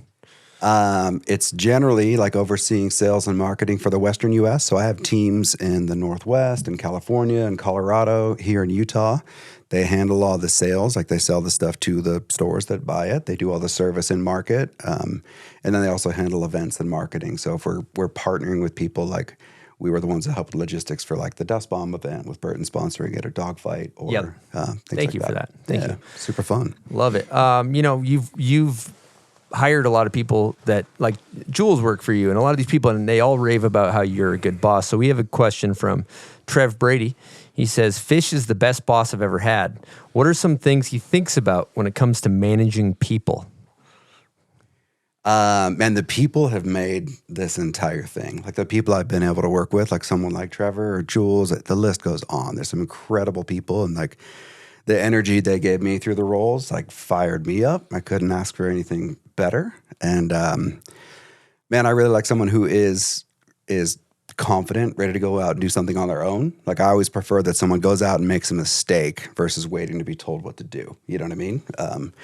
So self-starters, people that are passionate, like actually into snowboarding and living it. Like that was one thing I realized when I hit a certain age. Like it doesn't care what I think. It cares what someone at a certain age who's super involved with snowboarding thinks. Like keep them in touch and follow their lead. You know what I mean? Absolutely. Now we get this question fucking on the daily on Bombhole. It's like someone will send us a message. Hey, how do I get a job in the snowboard industry? As somebody who has mentored many, any advice in that regard? Show up. I mean, that sounds super simple, but like when I first interacted with reps through the shops, it was like, do you need a place to stay? You can stay on my couch. Show up at the demo, turn screws, like get involved with whatever part of snowboarding is near you, whether that's getting onto a park crew or working with a shop or showing up here to sweep floors or whatever it is. Like look at whatever snowboarding is near you and see how you can show up and be accreditive and contribute to it in some way. Okay, this is a long-winded question. This is from our Patreon member, Leslie Gendron. Thank you, Leslie. I remember doing my first shop tour through Utah. I was absolutely amazed and honestly not surprised at how many shop staff, dealers, industry folks spoke highly of Josh Fisher. His work ethic, his attitude, his commitment to snowboarding as a whole, but also on a local level. He is continued inspiration for me in snowboarding. So I got to know, who inspires Josh Fisher? Big question. Good question. I mean, people like Leslie, I'll turn it back on her. I've seen her develop and like, you know, she came up through Colorado working for an agency. Like she now works at Burton as a senior merchandiser. Like she makes boards. She makes products for Burton. Like it's really cool to see someone like that come up and through the ranks. Like, we got another Patreon question from BJ Emery. For Josh, how important are events for brands, the community and culture of snowboarding? And why do you think not all snowboard companies set aside budget for snowboarding events? I think events are incredibly important. I mean, it's one of the main ways to interact with the consumer. We talked about one of the best trends in snowboarding right now is that like brands are focused on the consumer more than ever. I think these events are the most meaningful way to do it. And what I found is it's really great to work with somebody who's got meaningful representation in their community and support what they're doing. You know what I mean? So you've got people that got juice in their zones, show up with what you've got from a brand side of things to add horsepower to it and reach the customer that way to make the community stronger in their zone. So, but it's hard. Like I said, I think one of the most important things is working with the people that do it well and support it. It's really hard for a brand to just drop in from wherever the headquarters is to that community and say, Totally. We're here. Yeah. We're doing it. Like when you go to Loon, you're talking to the customers in that market weekly. You know what I mean? Versus showing up and be like, we're Solomon. We're here. We're going to do something, right? Yeah. Yeah. I'll tell you, being from the East Coast and going back east for this Loon event, you kind of forget, right? Because like we live here in Utah. I might go to the grocery store and see Jeremy Jones. You know, I might go, you know, and I think for people that grow up in areas where the scene isn't popping as much, that when you show up to a community that's a small, tight-knit snowboard community and all of a sudden you kind of inject some energy into that, it means a lot to those people, and people go nuts. We just did this little pile of shit rail jam, and people came from Quebec. They came from, somebody drove from Wisconsin, which Sam Klein drove from 18 hours to this piece of shit rail jam. It's just a rail jam, you know what I mean? And then people, like one guy flew from Florida to it, and they all just came and the thing is that I think's cool about events is it's like a lot of times people come for the people. Like and I had a guy come up to me that was the most meaningful thing. He's like, man, I just came because I want to feel a part of something. And I do. And you're like, okay, this is cool. And then for me, the experience that it has, we do this event, it's fun. And then I'm like charged up. I'm like, God, snowboarding's awesome. The community's awesome. Let's like, and you forget when you're sitting in this booth and we're just talking about snowboarding, it's totally different than, you know, getting in the mix, whether it's a premiere or anything like that. Like events are awesome. And just kind of got a reminder of that last weekend. Okay, we're going to pivot and catch up with Mark McMorris. He's getting ready for LAAX Open, so we had a chance to call him earlier today, and he debriefed us on what he does to get ready for big contests, and it was great. Here we go. Let's catch up with Mark Mick. Christopharian. There he is, Sparkles. How we doing, Mark? Hey, buddy. I'm doing well. How are you? Doing great. We're just recording a podcast group chat here. And I want to know how you're feeling heading into LAAX Open. How's the chassis holding up? How are we feeling on the board? Hey, thanks for asking. What's up, group chat? I am feeling good. Happy to be riding on my snowboard, healthy for once, and feeling good. Been riding a little bit of park, been riding a lot of POW. No complaints here. Looking forward to getting over to Europe. It's always a fun event. I've been going to that event since like 2009. So couple of years off here and there, but look forward to going back over there. There's a pretty great snowboard community in LAAX. Oh, yeah. Now, I want to back it up for a second because if I remember correctly, you kind of smashed your face maybe in the spring or something like that. How's been coming back from that injury? Correct. Last spring, I put my knee into my face pretty good and ended up fracturing quite a few bones in my face. I had a surgery where they put some little plates and screws in, and honestly, the recovery was quite mellow. The rest of my body was completely fine. I didn't have any lingering concussion symptoms, so I'm extremely grateful for that.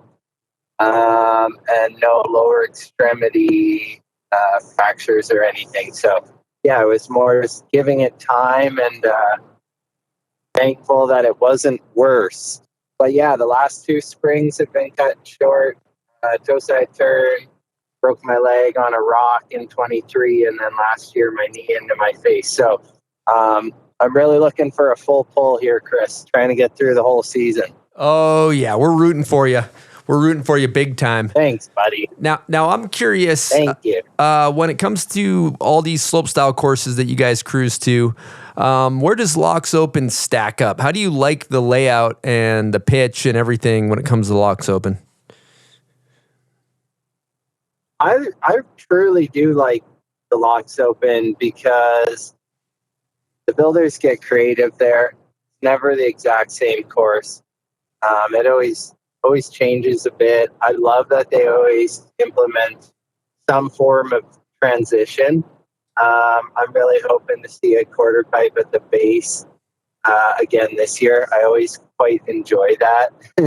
It always is funny when people like lace this huge jump line and then you think you're done, but then you got to do a fat Mickey or something. And then usually they have like a rail after that. So I think that's why I keep competing. Slopestyle is fun. They change it all the time. No course is the same. And from event to event, you're always looking forward to seeing what the builders do. And there's a lot of room for creativity. So LAAX is definitely at the top of that list when it comes to creative course builds. And I'm looking forward to seeing what they have. Love it. Love it. Now, I have a personal question that I'm just genuinely wondering about. Now, you got this event. Okay. We're recording this. This is going to be like a week and a half before the actual event. And you're going up to Whistler right now, and you're trying to get your legs under you. Do you have the sled toes going? And also, if so, like, what does your day look like going from hitting the jump, warming up? What tricks are you getting going, and what are you going to work up to? Like, what is your day going to look like ideally today when you go to the hill? Yeah, so Team Canada has had a camp going on for the past week. I think it's like a 9-day camp in the lead up to flying over to Switzerland. And then it's pretty much 3 weeks of straight contests. But this is only my second day in the park here at Whistler because I've been out filming for this Burton Red Bull film that we're trying to put together. So I've been on the sled, on the ski-doo, getting into it, which has been a ton of fun. But when I go up to the hill, my day looks like we go to the top. Team Canada has like a little zone. You can warm up, get ready. And then, we do have sled laps on the jumps, which makes a huge difference. You get a ton of reps, and Charles Beckinsale built it, so it's pristine as could be. I've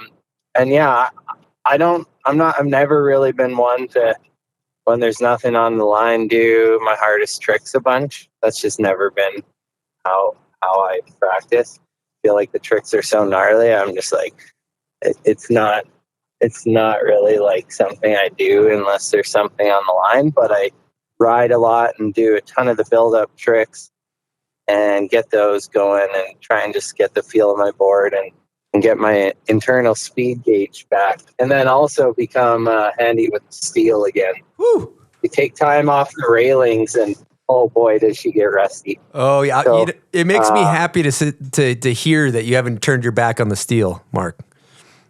Oh no, buddy, it's a part of what I do, and I also really do like riding rails, and I hope when this contest stuff wraps up, I can get on another street trip with Craig. Craig's currently in Ontario grinding it out.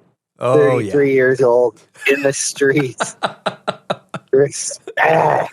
Legend. So I want to know, just don't be humble. Just be real here. Like, okay, you got the jump, you got sled toes going.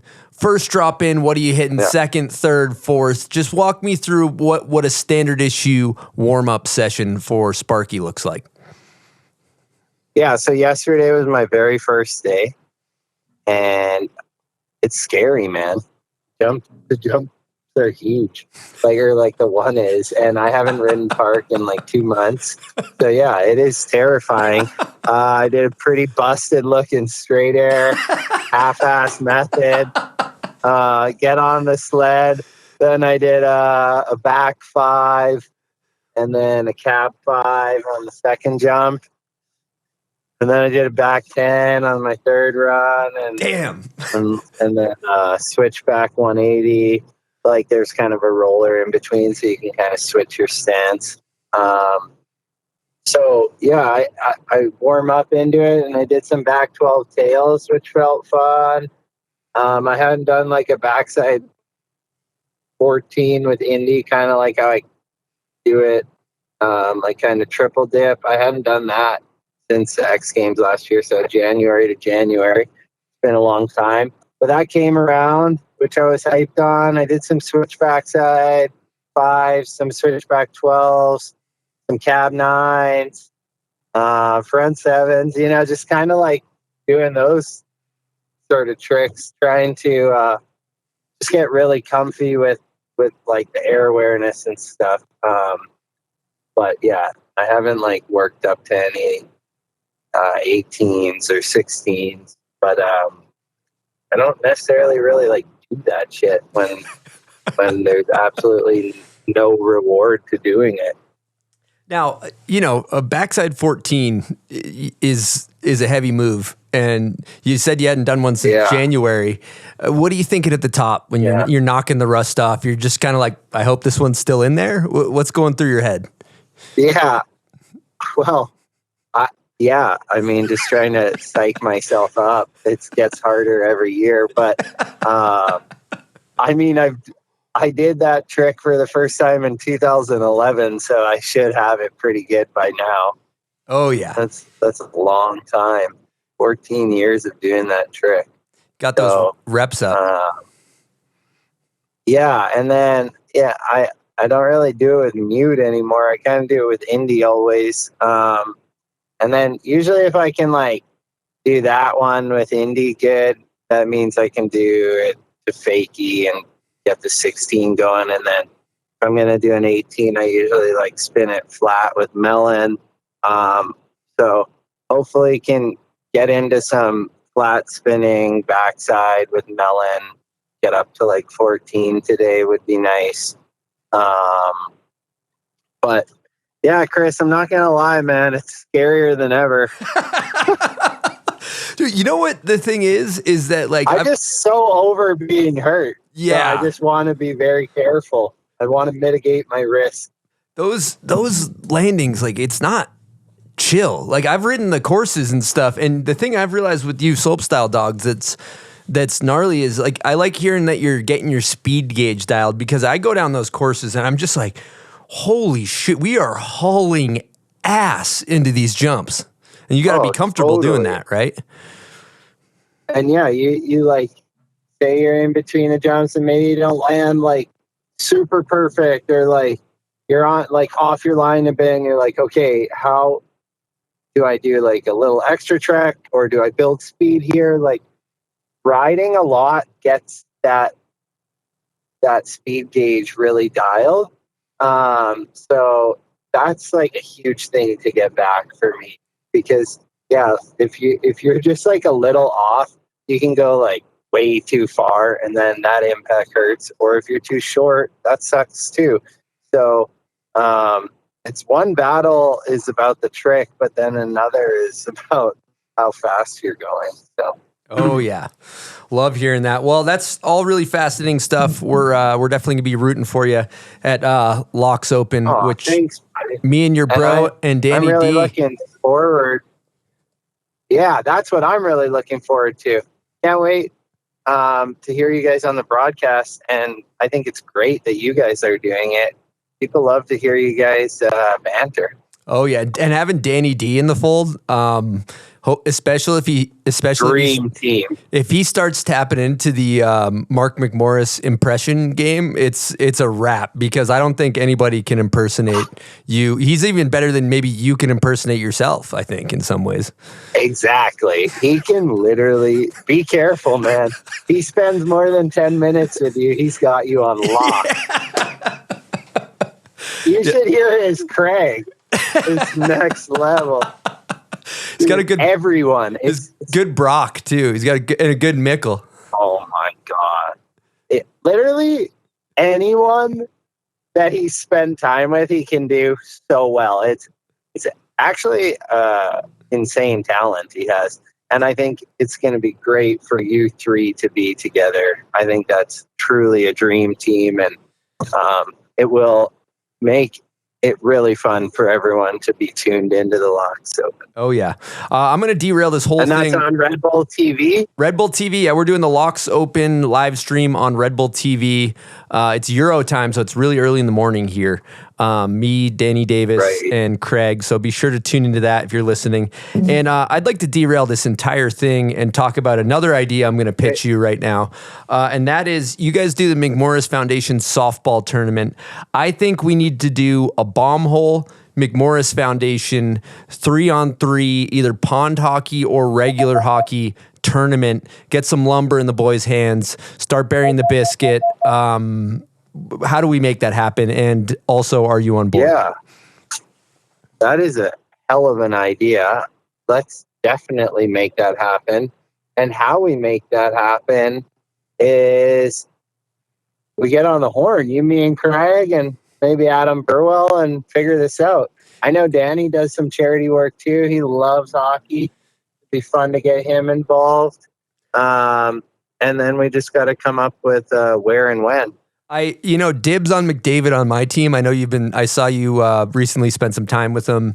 If I could get McDavid on my team first pick, I just want to get that laid out. That would be ideal. You can have McDiddies. Yeah, you maybe get Brad Marchand on your team. That could be your first pick. Yeah, I can't believe a big Boston fan like yourself giving me Marchand. Yeah, well, cool. Thanks for the time. I'll let you go up there and chuck roast. No worries. And that was great. I loved hearing about the warm-ups, Mark. That was fascinating. So thanks for taking the time to chat with us. No worries. Thank you, Chris. I hope you guys have a lovely day. Okay. Have fun up there. We'll talk to you soon. All right. We're going to change gears here and talk about Information Garage with Caleb. We have a lot of questions. And Jones as well. And really everybody chime in. Open format, round table. You know how we do it. The first Patreon question is from Ben Barbie. Thank you, Ben, for submitting this question. He says, I would love to hear Caleb talk a little bit more about Information Garage and the story behind it. Also very curious to hear some of Caleb's takes on products and brands in the industry. I've noticed a lot of hot takes coming through Information Garage IG on his stories. Good question. All right. Buckle up. There you go. That's sick. Should I start at the... I guess where I should probably start with info is, and I touched on it a little bit with the forum thing. I should back, because this dovetails into the brand question too, of how many brands I've had and, you know, where are we taking people, where are we headed? I think that each of the brands that I've started has always like unearthed some sort of knowledge to do the next one. So like they're not independently in a vacuum. You'll see that there's, they overlap and there's nuance between them. So let's go back 6 years. Have a shop, Hathenbrook. I'm doing skate stuff. We're making skate videos. It's a multi-brand shop. I have a bit of my own branded merchandise in there, hoodies and sweats and stuff. And I think at that point I had a point of view on Salt Lake City and skateboarding that I wanted to share. And I felt like it took 4 years to convey like my point of view on Salt Lake and skateboarding and this industrial element and kind of assembling those people. I would call them heroic misfits just because between Mitch and Seamus and Paul and Brophy, but I felt like there was a breakthrough on a global level to get our point across on, you know, like we had something to say, you know, like we had people all over Europe that still watch those videos that are like, this is sick. Like, I was pretty hyped on like what we accomplished there, being like, okay, people like these videos. We did it, done. At some point of like putting those into the world with my little piece that I was doing, I felt like I can be more impactful to this than this. I'm doing a bit of what Polar's doing in Europe. I'm doing a bit of what hockey's doing in LA. I'm doing a bit of what I grew up in the Midwest, and so I love the idea of DNA, and we can go into Burton on it, but the idea of Habitat and Alien Workshop and what was coming out of Ohio, that was impactful for me. Somebody who wasn't on the coast, you know, Alien Workshop putting out their point of view, and it was different than what was happening in LA and New York. So for me, that's what I wanted to do with those skate videos. I felt like we did that. But then I felt like, okay, we can't really move from this point of view and be more impactful. Like we've skated spots, we've done it. What's next? You know what I mean? Like obviously we can be impactful in this, but like Salt Lake City is the epicenter of snowboarding in my mind, as far as, you know, podcasts, snowboarders, mountains, like not to discredit any of these other zones like Whistler, Denver, whoever. But my background, I've been snowboarding, like I said, since I was 9. So I'm like, hey, nothing like these brands that I'm into in skateboarding exists in snowboarding in my mind. Why is that? And then I said, who's going to do that? Who do I look to? And I just came back, and like I said, I always liked Ken, always loved what he did with DC, always loved Forum. I said, with all these tools and I had done the whole like multi-brand fashion loop, I said, I probably have enough knowledge here to take a stab at it. And if I don't, what am I doing? You know what I mean? So that's when I was like, okay, message delivered on Hathenbrook skateboarding. Let's take everything we learned here, and there's got to be a snowboard brand. And everyone said snowboarding's hard. You're going to make boots harder. And of course, like I said, I'm masochistic in the way that I'm okay with failing. My threshold is so high on that it's like, yo, that's just the same thing I've done throughout my entire life. So let's give it a shot. Let's find out. You know, basically, like, let's find out if it is hard. Everyone's telling me it's hard, but let's find out. Because the same thing was said about skateboarding. The same thing was said about the retail stores and all that. And I'm like, it's not that bad once you get into it.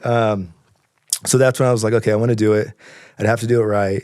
I'm also cognizant that I can be delusional in these ideas of going after something and them being really hard and taking way more time and being bigger, my appetite being bigger than I have the time for.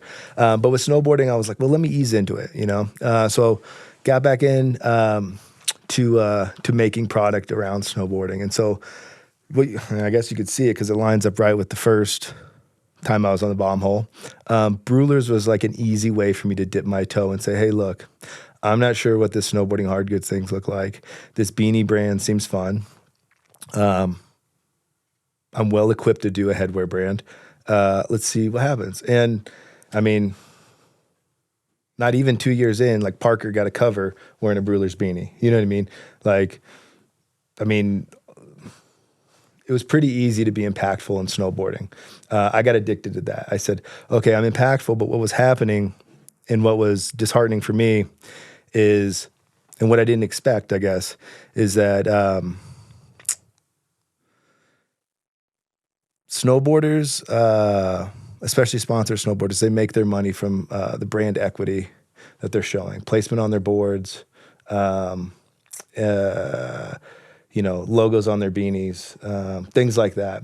And because of that, no one wants to give it away for free, homie or not. That's you're not getting paid for it. They're scared if you do it for free sometimes, then it's free from there on out. So, so you would see, and this happened with goggles too, but you see Brewler's hats going to natural selection. 9 out of 20 of the riders have my hats on, but the logo gets turned backward because I'm not a sponsor of natural selection. I was like, oh, sick. Right, everybody's down, but then the logo. I mean, even to the point where I'm embroidering energy brands on the beanies I'm given to just be like, yo, but yeah, I get no love for that. And so I'm like, all right, like I understand this, and no harm, no foul. I'm on the rider side. I'm like, I understand. Like I would probably do the same thing too. I'm not going to make you sacrifice any of these opportunities based on me. It's not about me, it's about the riders. But then how do I affect change in that era? How do I affect change in that marketplace? And so the natural progression was like, okay, maybe it is time for me to make hard goods. Maybe beanies is just like dabbling in. Maybe there's something bigger here. And and I had done stuff with other brands. I'm not going to name any names. I'd done stuff with other brands and things had fallen short on how I would see them. And I was just like, oh, it's hard for me to follow logic on that. I know all the steps. Maybe I can connect those two. So Information Garage was born off that. And maybe a little bit naive in that too. But I think we're cruising now. But sorry, I went on a tangent there. But if that's the beginning of it. Yeah, in part 2 of his question, he asks about, well, actually, I have a couple personal questions because I'm unfamiliar with some stuff too. Yeah, absolutely. So I originally know that Jones was messing around. You were pressing, like I saw you pressing all these different boards. Now, are the boards that you guys are riding, are those the ones that you guys press yourself, or are you guys outsourcing? And we could probably get into the construction of it. Jones rode that and pressed that. But similar to a Burton model, we're going to do it all over the place because I don't know. I'm naive to the best way to make a snowboarding, and I plan on staying that way. Okay. You know what I mean?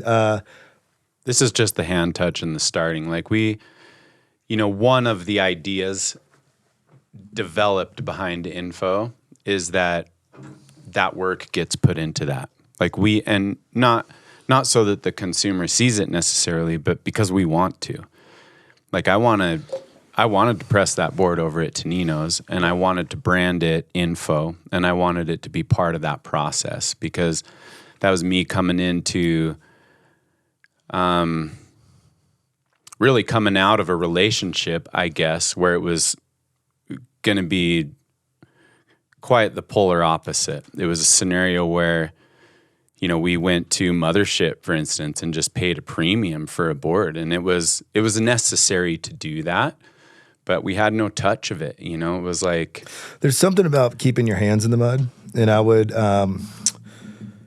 and I say that in regards to actually touching the board you're making, knowing what you're making. And similar to Craig's is it Vermont? Craig's is that? I think they have like 9 or 10 employees or something like that. But as a... Development, it's like the development center. Yeah, and K2 has done that too. Yeah. I learned that there. That's where I did my first boards at Craig's. And that's where I got that bug, I was like, dude... And I mean, I carried that with me for years. The first board I pressed was my David Mann board, the American flag board on the base. And I pressed that in the factory there in Vermont. And dude, it was the sickest thing. I pressed a few more over the years, but then to do it like just straight up raw, like no molds, no nothing, like in my homie's garage, was taking that moment and making it legit. And now I've in a way, it completed this I'm a snowboarder storyline for myself too, because I've built a snowboard I think, and it rides. yeah. Did you get a Mothership Proto and then built the one at Tonino's garage? I think No. no. Motherships are the forums. Yeah, motherships are the forums. Oh, got it. Sorry. And I don't even know if they're motherships still. But Tonino's one is he basically cruised up with a core, and then I ordered some stuff, and we're like, let's make these things. I was super affected. So we talked about Ross Steffi earlier, right? This is a funny story, actually. We went to Hood, then we went to Hood River to Ross Steffi's house. He's the guy, he had literally had all the hard drives of Mac Dog just in the case that they had filmed, like just crazy. He sells worms. He's got pinball machines. He's got a remote control collar course, all this cool stuff. We showed up with the new forum prototypes, and we were showing them to him. And he had a neighbor. What was his neighbor's name? Do you remember? I remember Pete. Pete Seemed good. And Pete was a kiteboarder, I think, and he had a whole like really authentic point of view, and he was not impressed by our new forum experimental boards. He goes, you know what? I'm gonna just press this in my buddy's garage. I've got to show you this board I made. And we were like, all right. He's like, I'll run home. It'll be like 10 minutes. I'll run home. He ran back to his garage, comes back to Ross's house, and he's got a board that he made off of Malolo shape, everything. White, has got duct tape on it, and he fanned the duct tape out as a stomp pad so it had grit on it. And this gets into the binding thing, and he was so passionate about this thing he made in his garage. It didn't matter. Like we were showing him, like, we're bringing your forums coming back. Aren't you excited? And he's like, I just built this with my hands. And not only that, I'm like, what's your binding setup? He had he had like an old what do you have? Yeah, he had old cartel on the front, ratchets, and on the back he had a flow binding. And he's like, I like customization in my front binding, but the back I just slip it in. And I'm like, oh, this dude modding on his gear is something that affected me. And I think seeing him press a board in his garage, then mod it, and then be so excited about showing it, there's something in the essence of snowboarding there that we weren't capturing with the off-the-shelf CAPiTA board, from my point of view. I still think all those boards are sick. The forum experimental boards, like all that's great. But I think with the Tonino's garage thing, I got inspired because I'm like, how do we capture that? Scaling that is a different thing. Capturing it and saying, hey, has to be available to people, because I would have bought that guy's Malolo board on it just because I was so affected, because it was real. It was hands-on. It was analog. He was touching it. He made that. So I think at this point we're trying to figure out, what is the split? Like, how does that work? And I think if you look at other brands, Burton would be the best model because, they're using, like if you go on Burton's site, they have all the factories they use. There's probably 30 different factories there, from clothing to ratchets to wax to everything. And there's probably 4 or 5 different board manufacturers, maybe 3, 4. So I think diversifying, especially if you talk about shipping, environmental, sustainability, the whole thing, actually is the key, and it's a hybrid. So to answer your question on boards being made, I don't think it's absolute, and I think that we're naive and we're not sure. Right now we're making boards pretty much everywhere. Okay. And it's kind of fun. So where did Cooper, what board's Cooper riding? Where did that come from? Currently Cooper is riding one from Titan Manufacturing. Okay. If you know Titan, you know Public, Yep. who else is made in Titan? A handful of Fish, you got anything to add on production with Burton? With Burton, I think with Impo, you got a cool opportunity. Like I don't know. The day I heard Tonino got a press, I was like, hell yeah. I know his garage. I've been in there. I know him and his ethos. So like that hand touch, I think, is something so cool that you should keep integrated, and you have the opportunity to be like, dude, these boards are 1 of 10. And they're going to cost this. And then I'm making X others at whatever factory and sell those for a different price. But like, it's 1 part surf shape, 1 part garage surf shaper, 1 part 7-ply maple skate industry. And it has to be to make this thing scale properly. And I think that anybody that tells you that there's some sort of, there's a bias there. Either they own the factory and they're saying, no, ours is the best because we own the factory. Nothing wrong with that, but I would encourage people to continue to pursue innovation, not just own the factory under their own house, but to look under other houses as well. That's not to say that that's not being done. I'm just saying it's a lot harder to look under other houses and the way boards are being made if you own your own. You kind of don't want to sometimes. So I would say that first and foremost. with skateboarding and the lens I look through everything, and this is a question I'll ask all of you. Snowboarding as a culture, I have to find a baseline. My baseline is always like, okay, who else is doing something like this culturally? What else can we get close to? What makes sense to get close to? And if you're driving or I'm driving or Jeremy, where would you take us? Like, where are we headed? Where's the future of snowboarding going? For me, it's skateboarding. It's always been. There's nothing cooler. Some people say surfing. I think surfing is a lifestyle, and I think it's so big, it's hard to really align which pocket is the surf culture you want to, like, is it longboard style or is it, river surfing?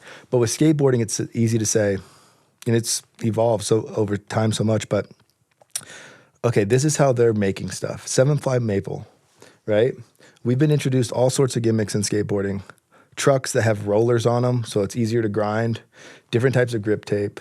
Other than the kicktail and a urethane wheel, there hasn't been that many innovations that we've allowed to happen in skateboarding because it's a consensus line that this is the playing field. And I think it's beautiful. Boards still break. Lib made fiberglass boards. Those didn't take. I mean, my homie had one and they were good. They had pop, but they didn't take. He still has it. Yeah, and so there's something about the difficulty in that barrier entry. How do you make it accessible, but still a barrier entry that we don't make it so easy that it's not appealing to the reason that we got into it. Net, with the skateboarding comparison, 7-ply maple. I don't want to get so far. As I look through the lens of manufacturing, snowboarding, because it's so adjacent to skiing and because it's seasonal, we're constantly looking for something to move the marker up to make more money year after year. And it's either luggage, it's either some sort of lifestyle thing. Volume. And this is a bigger question, is how big should a snowboard brand be? And we'll hold that thought for a second. But I said, you know what? I can work better with an eraser than I can adding stuff. I don't want to start adding stuff. So let's take it back to 7-ply maple. What's the 7-ply maple version of snowboarding? What is the closest thing to a skateboard? And then I would ask you, what is your favorite snowboard part? Like, what's your favorite snowboard? You may say something current, you may say something older, but for me personally, it's the older stuff.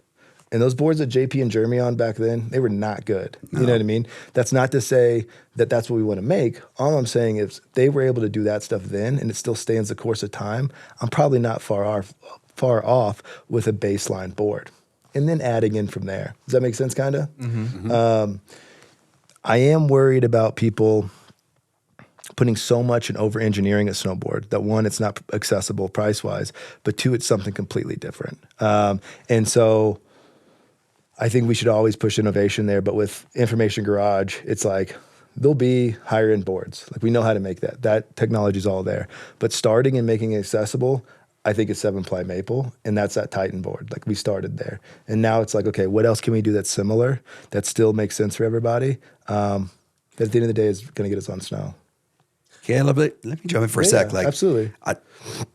Skateboarding is beautiful and amazing because it's egalitarian. You don't need much. You don't need more than 7-ply maple. You can do it anywhere. Like 100%. I get caught up on, like, skateboarding should inspire snowboarding, but there's such different things. Like, I don't think it's realistic to take snowboarding somewhere where skateboarding is.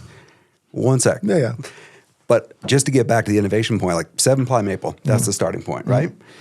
In skateboarding, stuff has come along that has not improved the experience. That's why it stays what it is. Everslick didn't do it. Lib boards didn't do it. Whatever. It's like you went from a clay wheel to a urethane wheel. You know what I mean? Like, you have to certain, like, kind of popsicle shaped deck, and that's what we need. We don't need anything more beyond that. Once you go to snowboarding, like, I collect vintage boards. I believe vintage boards should be ridden, so I take them out. They suck. They're not fun to ride. So, like, the innovations that have happened in snowboarding over the last few decades improve the experience. So that's why I think there should be kind of a filter of, like, there have been some stuff that come along that's hokey, that doesn't do anything, whatever. But there's a notable difference if you were to strap into a 20-year-old pair of bindings right now, 20-year-old board, 10-year-old pair of bindings. For sure. I mean, you're not wrong. However, rub bricking to grind a ledge and waxing for an hour is not convenient. And I would say that that's more inconvenient than strapping into an old board. That's a lot easier to do. I'm saying as a culture, we got to decide where that point is. How convenient are you going to make snowboarding? Are you going to make it to where there's no powder, to where getting stuck in powder sucks? It starts to sound a lot like Deer Valley. Groomed runs, 5-star meals. I'm saying that barrier of entry, we have to decide how difficult do we make it? You know what I mean? Like, personally, I don't know. I'm okay with straps right now. For some people, that's harder. You know what I mean? For snowboarding getting better or worse, I think that that's all subjective, and I think that there should be balance in there. So yes, you want like a new board that you really like, you should have access to that. You want 7-ply maple, you should have access to that.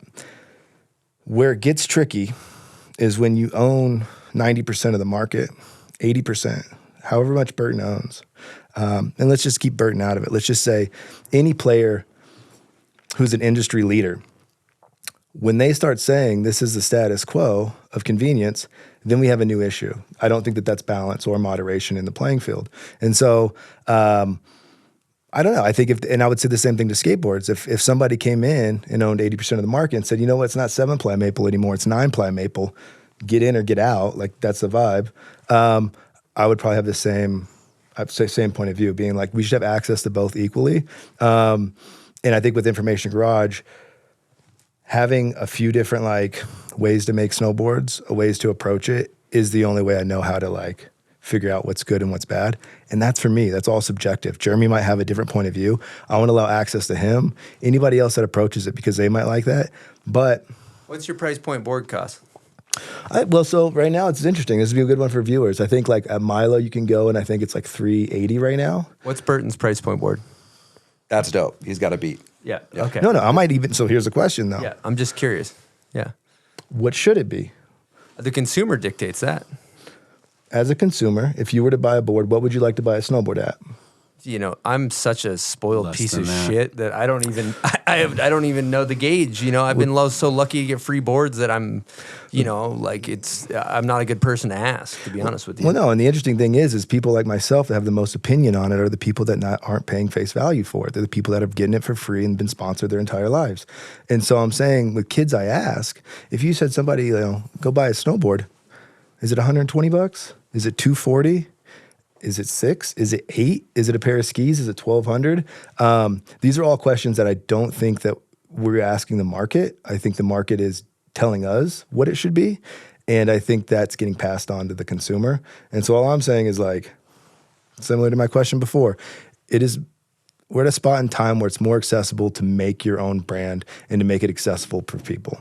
And I have a whole point of view of why we're going the opposite way of that. And it makes sense from a smart brand perspective, but from snowboarding's future, I don't think it's in the best interest as far as diversity and accessibility. And I can go in on that a little bit too, but I don't want to monopolize, but we can touch. All right, folks, if you love coffee, listen up. I love chugging coffee, specifically on a cold winter day. I don't know if there's anything better. So we got the Yeti 34-ounce French press in front of me here, and it is a weapon. Picture this. You're up at the mountain. It's a cold day. It's snowing. Actually, it's not snowing. It's bluebird, but it's frigid. You know, you're in Saskatoon or you're in Winnipeg. It's absolutely blistering cold. What's better than a hot cup of coffee? You can get yourself this French press, and it steals in heat like nothing I've ever seen before. You guys know Yeti products. You make a hot cup of coffee in one of their mugs, it's going to stay hot for a long time. Same goes for this Yeti French press. It's got this plunger technology. I don't know how it works, but it seals in the heat really well.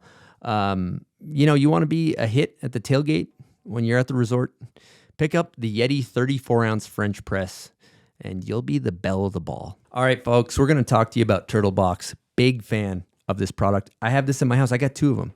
And let me tell you the best thing about it. You never have to charge these things. They boast 20 plus hours of playtime. I've had this thing for 6 months. I've only charged it 1 time. I'm not making that up. And the sound is really good, much better than any other speaker I have in my house. The thing bumps. It's loud. And another great feature, you can connect them together. So let me paint a little picture for you. You're having a barbecue. Maybe it's a friend's birthday party, right? You got some people in the living room. You're playing some music. Everybody's having a good time. But then there's somebody outside barbecuing. There's no music out there. There's some people out there. They're hanging out. They got no music. Boom, connect them. Same song, same time, 2 speakers. They're also 100% waterproof. You're up at the mountain. It's hammering snow. You want to be the provider of good times and good tunes. Get yourself a Turtlebox. I personally love the product. They came through, supported the Bomb Hole Beatdown. They support core snowboarding events. So we love Turtlebox here at the Bomb Hole. So be sure to check out their website if you're interested in picking one of these bad Larrys up. All right, folks.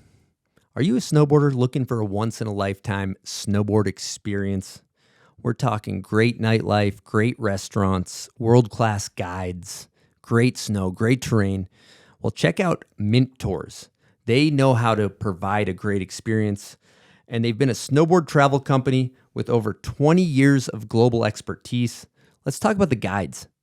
They got pro guides, including Chad Otterstrom, Ingmar Backman, Heike Sorsa, Hannah Beeman, and Kevin Backstrom. They're there to show you a good time. They have exclusive access to the best spots, terrain, and snow conditions through strong connections with local guides and resorts. They operate in renowned snow regions across Japan, North America, Canada, and Europe. So let's talk about some dates. We got the Jackson Hole Tour dropping February 5th through 9th. If you guys have never been to Jackson Hole, incredible terrain, great snow. They also have a historic downtown district. So we're talking nightlife, good restaurants, all that. We also have the Jasper Explorer Tour coming up March 31st to April 5th. We're talking Marmot Basin. We're talking Alberta. We're talking that Rocky Mountain, beautiful blower snowpack.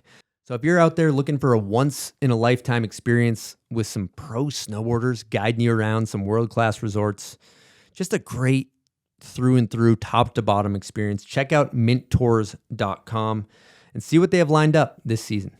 How much would you say your business is right now, direct to consumer for Burton? Well, actually, no. You know what? This might be better. Oh, it's getting greasy. No. I'm just thinking. How big do you think somebody like Burton or CAPiTA is, volume wise, money wise? I don't know what the money is. I know CAPiTA. No one's gonna get in trouble. You can just say CAPiTA. I think they do almost 100,000 boards or something, give or take.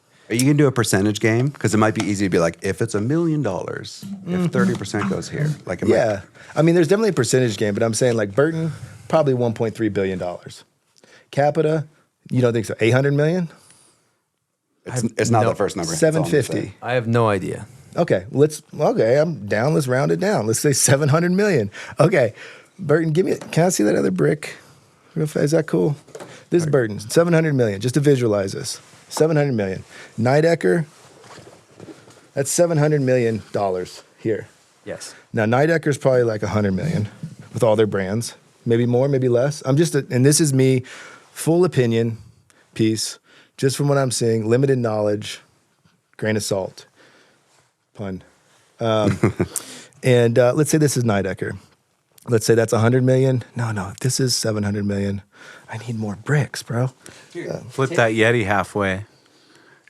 Long ways. You can take my can of There you go. Stand it tall. Does this look like 7 of these? We got a pen. That's 7 of those. I mean, that'd be fair. I need to be 7 fair. of those. What about this? Do you want this brick? Take that thing. Do you want another brick?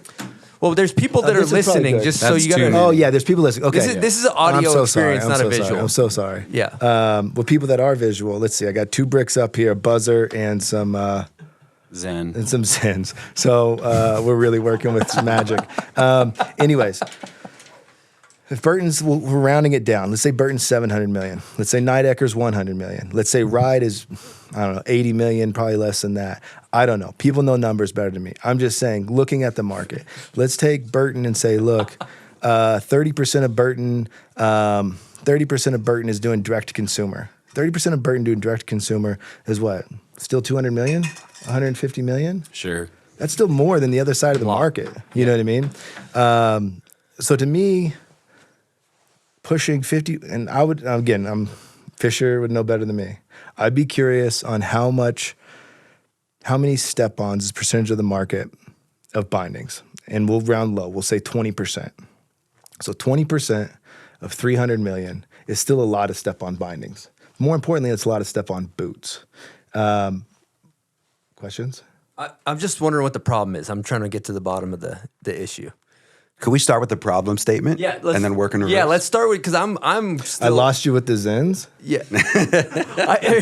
Start with the problem and let's reverse engineer it with all because I'm lost right now. I guess the problem is that snowboarding is the industry leader, and they're taking us in a direction very fast step-ons, right? Sorry, Burton is the industry leader? Burton's industry leader. We've You all said established snowboarding. that. Yeah. Got it. Burton is industry leader by a lot, over 8 times.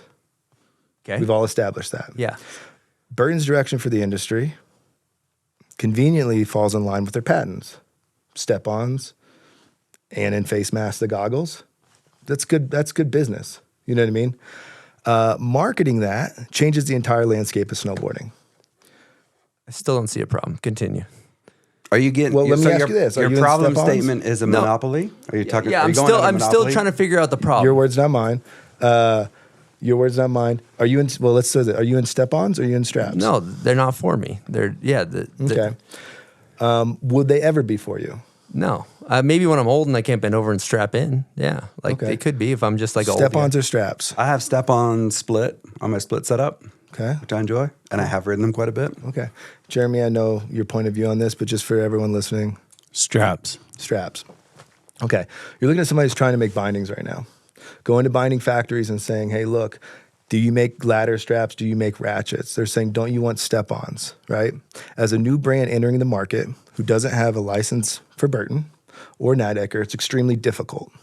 What's the cheapest step-on you guys offer? Oh God. $280? Yeah. What's a around pair of the $300 boots? price point. $400? A little less than that. Threes. Yeah. $700. $700. So coming back to what a snowboard should cost as a consumer, we should establish that as an industry. Like, first snowboard, what should it cost? As Burton pushes everyone towards step-ons, that price goes up really fast. $700 just for boots and bindings right now. Versus Sorels and old metal bindings, that's $120. That's $240. That's the opposite of accessibility for price to get into snowboarding. Now, go ahead, hit me. I was just going to get your problem statement. So the promotion of step-ons is driving the price of snowboarding up to participate. The problem is, the participation is based on accessibility, price accessibility. Step-ons currently aren't that accessible to the masses, right? And for Burton to push it, like, let's say the last, I don't even know.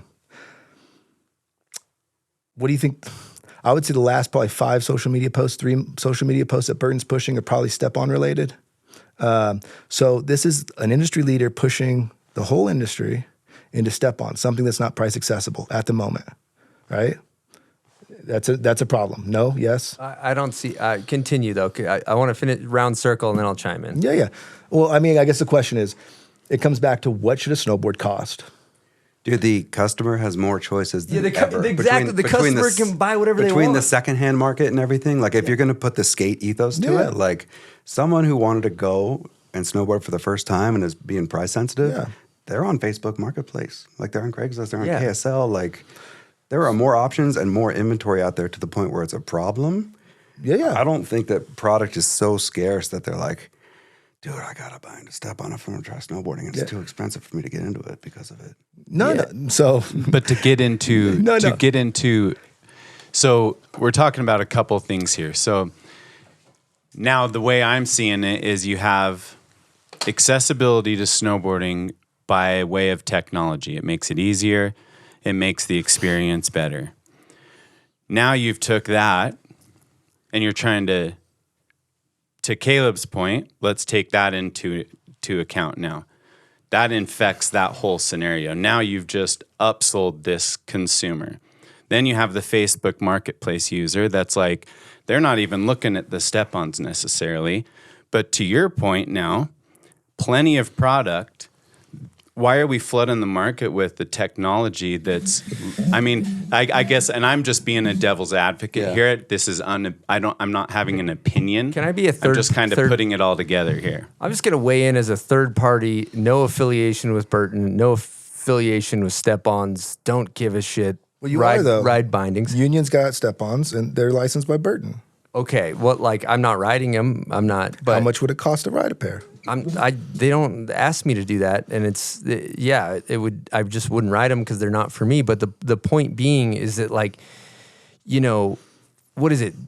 Like 90% of the snowboarders go once or twice a year and are looking for a night. They just go up the lift and they come down and they don't know what Videograss is or who Jeremy Jones is. They're just looking to go on vacation and go snowboard. And for their experience, what they're looking like the step-on experience for a lot of people that are just recreational snowboarders, they really enjoy that experience. And so for like, I think about me as a consumer, as a person who rides dirt bikes, right? I'm not connected. I don't know anything. And if there's a product that enhances my experience, I'm happy to pay for that because I like it. And so it's not like you're making it seem like the consumer doesn't have a choice. Like there's so many options. They can buy whatever they want. They also tend to be like when we post about them, our listeners, I'll see a million I ride those. I love them. I think they're great bindings. Like there's people that ride step-ons and they love them. And I don't see the problem in that. That's my take is there's not. People riding step-ons, there's not an issue. The issue is Burton marketing it as step-ons is the absolute, and that strap-ons are secondary.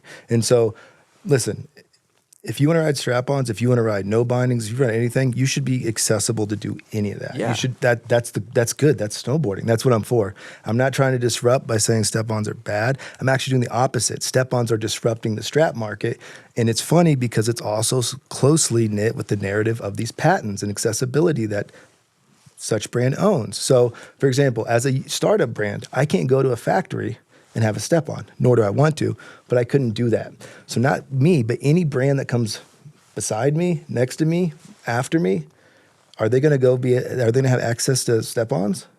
Yeah, you can do whatever you want as a brand. Like Burton was started in a garage as a small brand, and they worked their way up, and they became Burton by growing and building their business as humans do, as a collective that takes a lot of energy. Okay. And that's okay to do that. There's we agree on that. And you have the opportunity to do that as well. We agree on that. Yeah. Free market, we all agree on that. Yeah. The problem is they're saying that it's more convenient, right? And this is like Nidecker's got a step on too. So let's say what is the sell with step-ons? They're convenient. You don't have to bend over and strap in. You just get off the lift, click them in. And we all align that that's a good thing. For the person that's looking for that, sure. I'd reposition one point that it's like, let's go back to experience. Like, absolutely. It's not even really about convenience or about performance necessarily. Like this innovation is about changing someone's experience of getting on snow. Absolutely. And like convenience, I think, sells it a little bit short. And like, it's not like you've seen, Burton still offers more performance tiers outside of step-on and the strap line. Absolutely, than they do step-on, right? And they're amazing. I love Burton. Like I said, and for everybody, the history, I used to get flow from Burton and Krista. Like Burton is great. I'm not saying that I'm anti-Burton at all. I'm saying that I feel like they're down bad. I think Montec and Dope are eating their lunch on direct-to-consumer clothing. And I think they're leaning on their patents as a way to stay stable in snowboarding. And I would urge them, like, you need to be responsible because the next 10 years of what we're looking at, is it good for the industry as a whole? Because you're the industry leader by a long shot. 800 million versus 100 million. They're not even comparable. Me, I'm a blip on the radar. But if I can't go and make bindings, I don't exist at all. And if I can't get a patent, if I can't get licensing for step-ons and factories don't make straps anymore because no one's using them, there's only 5 people making snowboard bindings. You know what I mean? Or licensing that. Like you go into Shields, how many small binding companies are using it? I have no idea. It's Flux, Nitro, Union, Burton are the binding ones right now. Cool. And it's been around for like 10 years, so there's not a lot of new brands entering the market. Binding brands. Okay. Like a handful. Why, you think? Barrier of entry? Like making bindings and selling them is pretty hard, though. It's not. People told me that. I'm doing it. Yeah. I'm going to the factory and I'm doing it. I'm making it. Spark R&D, they're doing it, and they're doing some of it in the U.S. You know what I mean? It's not hard. We're told it's being hard, but there's a reason why the thumb is getting pushed down, and it's similar to why Montec and Dope are making outerwear, because you start doing it, you can go direct to consumer, you make it more accessible. All of a sudden, you lose control of the narrative, and I think that's what a lot of people are scared. I actually think it's better for snowboarding, and it's better for the customer to have more options than less options. And what I'm seeing is it's polarizing to 5 brands versus 50 or 60 brands, which we had 20 years ago. Everyone else is saying, well, The experience was bad. We broke ankles. We hyperextended ACLs, all sorts of stuff. That's part of the experience. I don't want it nerfed down to only a good experience. Snowboarding is both good and bad, and I want to experience the whole thing. I don't want it censored to step on at the resort lift line for 3 hours. That's amusement park ride to me. And that's my point of view on it. You know what I mean? Like, Fish, go ahead. I'm still trying to get back to like the problem statement. Yeah, like, I still like you can still go make bindings. Like you're saying you can't. I'm telling you, right? You can go You make can bindings. That's the problem you is literally can. What do you think? Burton had to figure out how to make bindings and then make it and then get a patent and they went through all the fucking steps and they did it and now they're an industry leader. And you can go do that. You can go to a factory. You can figure out an engineer. You can take all the steps. You can do all the fucking hardships that Burton did. Nobody's fucking stopping you. That's the problem. Like, you're making a problem that's not a fucking problem. You're making it Burton's problem.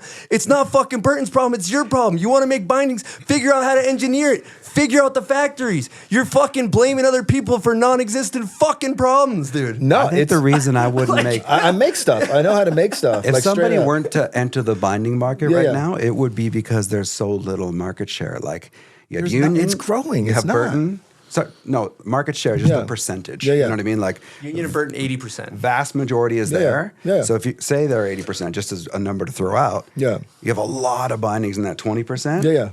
What are you going to do to differentiate yourself in that 20% to offer something different there? I don't think you need to. I don't think you need to offer anything different. But that's my point. That's why Yeah. I wouldn't enter the binding market right now as just a random guy who's going to make bindings. Like, I don't see opportunity there. That's why I wouldn't do it. No, there's plenty of opportunity. Because what's the cheapest binding you can get right now?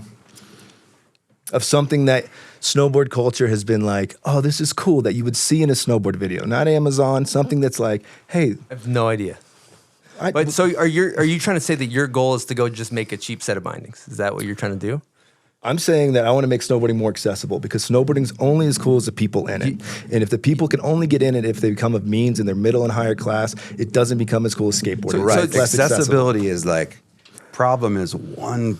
Yeah, sorry, hit me. product is one part of accessibility. What's There the are rest? Way more factors as far as Yeah. cost and where you live. Like the cost to participate. If you're going to compare snowboarding to another sport, like we all want to talk about skateboarding, like, it's a lot closer to golf than it is to skateboarding. Yeah. Like you can get secondhand golf clubs. That's great, but Fair. you got to live near a golf course. Golf course costs so much. The nicer golf courses are going to cost more to play at. Like, 100%. But you're talking about doing the activity of snowboarding versus participating in the idea of snowboarding as lore.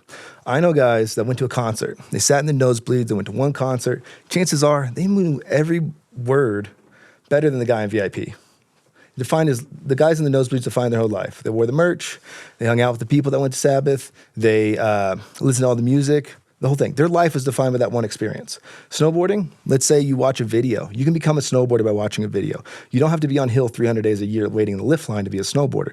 The lore of snowboarding is bigger than the activity of doing it. The only problem is the activity of doing it is what makes dollars and what brands promote because they want people on hill with lift tickets, with boots, boards, and bindings new every year to make growth. That's where my issue is like it is accessible. The idea is accessible, especially if the idea is, hey, look, I can get a pair of bindings for $110.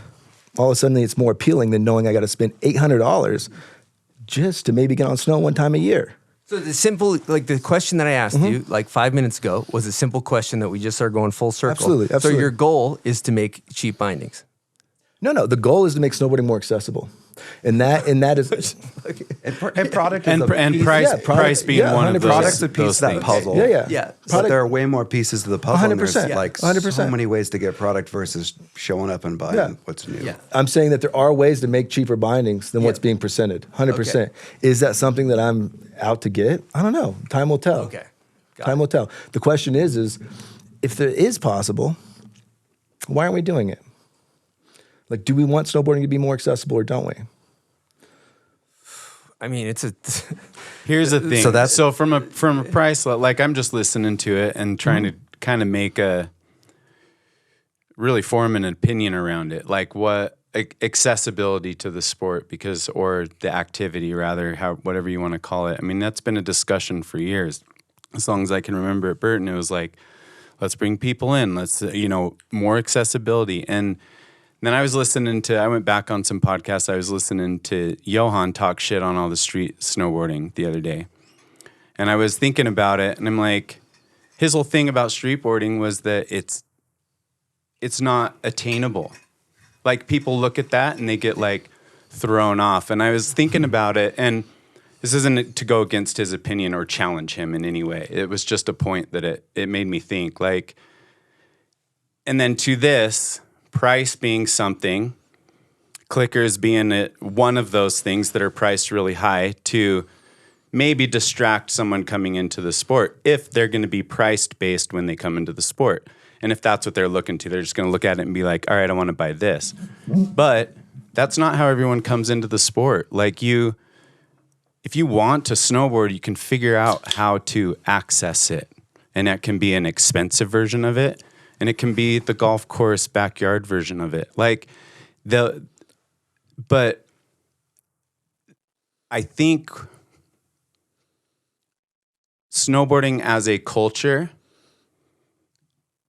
we chase the growth and the volume and the dollar because it's so lean collectively in this space that we don't necessarily put the message out there that it's accessible. It is accessible for everybody. We sell the dope as shit. We push the dope as shit. We show the dope as shit. All the things that at an entry level are not very accessible. So it's really messaging more than anything. And when I'm listening to like all these arguments and different angles, that's kind of what I'm seeing, at least today, like this. And it kind of hit me a little bit with Johan's voice about, how unimportant street snowboarding is. I just think that, of course I disagree with that, but I mean, I just think it's messaging. I think you're spot on. You hit on something where like the most beautiful and poignant parallel between skateboarding and snowboarding is, so many people whose first experience snowboarding was a black snow at a golf course, right? 100%. Like that ethos is not part of skiing, but it is part of snowboarding. And it was an insane, how good was that experience, Chris? Right. Incredible. Yeah. And how good was the product?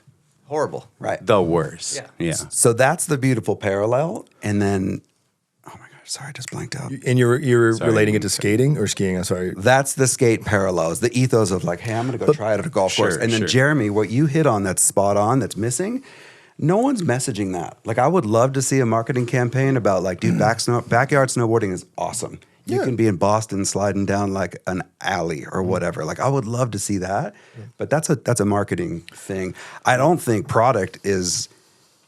I like talking about product. I don't think talking about Step On this much is that interesting to a lot of people. I don't think that product is the thing that is keeping us from growing the sport now and increasing participation, if that's what we want to do, which is another conversation. Yeah, right. 100%. Like, I'm saying so product. No one wants to talk about product. No, I love talking about product. We've just gotten into the weeds, and I'm trying to keep the show moving so we're not just stuck on this hump. But I don't think it's resolved, and I don't think the point's there. Yep. But what I take away is you think it's like golf. You don't think that bindings should be cheaper. I didn't say that. Well, then why wouldn't? So you're down for making bindings cheaper? No, my point I was saying is that if you want to make bindings cheaper, you can make bindings cheaper. Nobody's stopping. Say less, King. Nobody's stopping. My point was more, nobody's stopping you. That was my point. And that was what I was trying to get that's across. Valid. 100%. Respect. I don't know anything about consumer sales, any of that shit. So, and I'm also not saying I want it to be like golf, but if we take a realistic step back, you're like, the resources and the structure around this thing is closer to wakeboarding, closer to golf, more than we'd like to admit. You know what I mean? This is the issue, is we all should take accountability in changing that if we don't like it. You're the sales rep at Burton in the West Coast. You run the most popular podcast in snowboarding. We can do that. I'm a blip. I'm a dude in the garage that's putting ideas into the ether and having progress with them. I don't want to stand by and not hear the click sound in 10 years and just hear people step in. So all I'm saying is I'd like to empower people to be like, yo, we're not down with that. You don't ride step-ins. You ride it on a split board. if you don't like step-ins, why are we marketing them? Why are we promoting them? And all I'm saying is we're empowered to do that. Like, we're leading, and we have to take the next generation in a direction. And I want it to be the best one possible. That's only my statement. I'll tell you, I think you proved your point, and interesting conversation. It's good to have a different perspective, like all across the boards. 100%. It's good, and we're not all just fluffing each other up and saying that everybody's ideas. I think it's better for the consumer. Yeah, absolutely, and it's good stuff to think about. I want to get into some more messy stuff too. Let's just keep it going while we're in this. I've been on your gram and I've been seeing you IG's gram, I should say. Absolutely. Chirping corpo brands, 100%. And I want to give you the platform to elaborate on some of that stuff. 100%. I guess let me gather my point of view on this. Independent snowboarding is super important.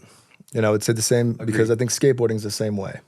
My experience with companies that are VC funded, who have sold partnership to other stores, I get concerned about the voices in the room not having the best interest of snowboarding in mind, other than the dollars or the inline. And so I come back to saying, hey, look, we're making stuff, we're putting out content. How do we be the best version of snowboarding? You know what I mean? And then you got to ask, well, what is that? And for me, it's, again, 1998 to 2004 is the best version for me, and I think it's the closest to skateboarding in my mind. Now, I know that evolution is going to happen. It should evolve in the best way possible without jeopardizing the proper mechanics and values that it's built on. But taking a giant leap in a different direction, that's tricky. And the messaging I'm hearing on a different direction is likely coming from companies that aren't independent. Yeah. You know what I mean? That makes sense. And so in doing that, I got the writer's best interest at heart. I will be a teenager on the gram and talk shit on corporate. You know why? Is because at the end of the day, that kid who rides for that company is probably going to get paid more because they're going to realize that market, they don't have it under control. They're not looking for a new market to advertise in. They need to give them more money to basically promote themselves. So it's actually not, it's all constructive. It's not anything, and I think where it gets hard is some riders, when I start criticizing constructively, like I said, more people in snowboards, awesome. This is not for me disrupting, it's just a different point of view. And more people on snowboards is the key, right? Hands down. No one's harping on that. What I'm harping on is I'm seeing corporate brands pay my friends and snowboarders $5,000 a month, $2,500 a month, and at the same time paying an influencer on Instagram who's to an outdoor Instagram promotional $10,000 for a post. And I'm like, how is this dude who's risking his life, who's about the culture, who's given so much to snowboarding, getting half of what the influencer is doing for a post? That's not right to me. That should be the same. You know what I mean? Especially if it's endemic marketing and it's outside. So how do we even those up? And if you think about days like Jeremy and JP and them getting more money, it's like 800 million, 100 million. There's still a lot of money going around. Even more if we went direct to consumer, gave pros their portion of the proceeds of the boards. Like, there's money going around. And each year I hear snowboarding's down bad. You know what I mean? Snowboarding's down bad. It's like, we don't know if we can ship stuff. I don't know if that's the case. Everything else I'm reading is growing. Why isn't there more money for pros? Why isn't there? Well, this brings another point. You see me bashing on big corporate retail that are most likely real estate companies. Why haven't they promoted the rail gardens? That's the most accessible spot ever. You get a ticket if you go there. Well, that's why I started. I just started this morning. I started the petition. Let's get rail gardens back. You know what I mean? Let's open it back up. So I'm going to derail this for a quick second. Yeah. With that, I got really fired up about 100%. This. And I called Ken Block when he was rest in peace. And remember DC donated $1 million to Love Park. And he basically, I said, Ken, I want to get rail gardens back. Yeah. You guys did it with Love Park. How do you do it? Yeah. This was Ken's advice, and I think you should still pursue it, but this is why I stopped. He was like, city workers just want to protect their job.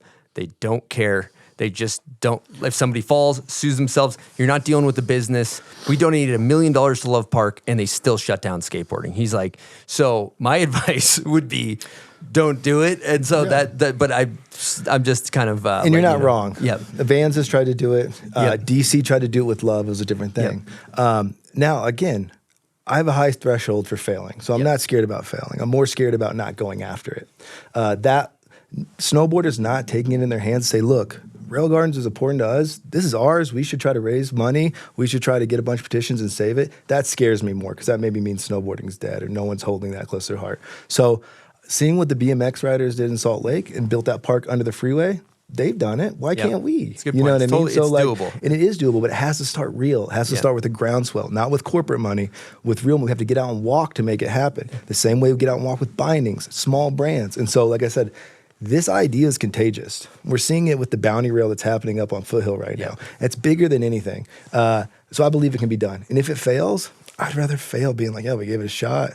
I knocked on, 1,500 doors and it didn't work, and we got signs, the mayor shut it down. That feels good to me. Let's 100%. do that. If you do that, I'm on board 100%. I want to go back to the corporate talk for a second. yeah, absolutely. Because I want to share my experience from like seeing that. And I'm just going to be totally honest and transparent with you. It's like, dude, I've always 100% rocked with what you did, or Brewlers. Like, you send me West Crystal. Like, we've always fucked with each other, right? 100%. Still. And I've always fucked with what you're doing. But sometimes my experience when I see the chirping of the corporate brands, where my mind goes is like, I'm like, man, this brand, for example, like I rode for Solomon for over 10 years.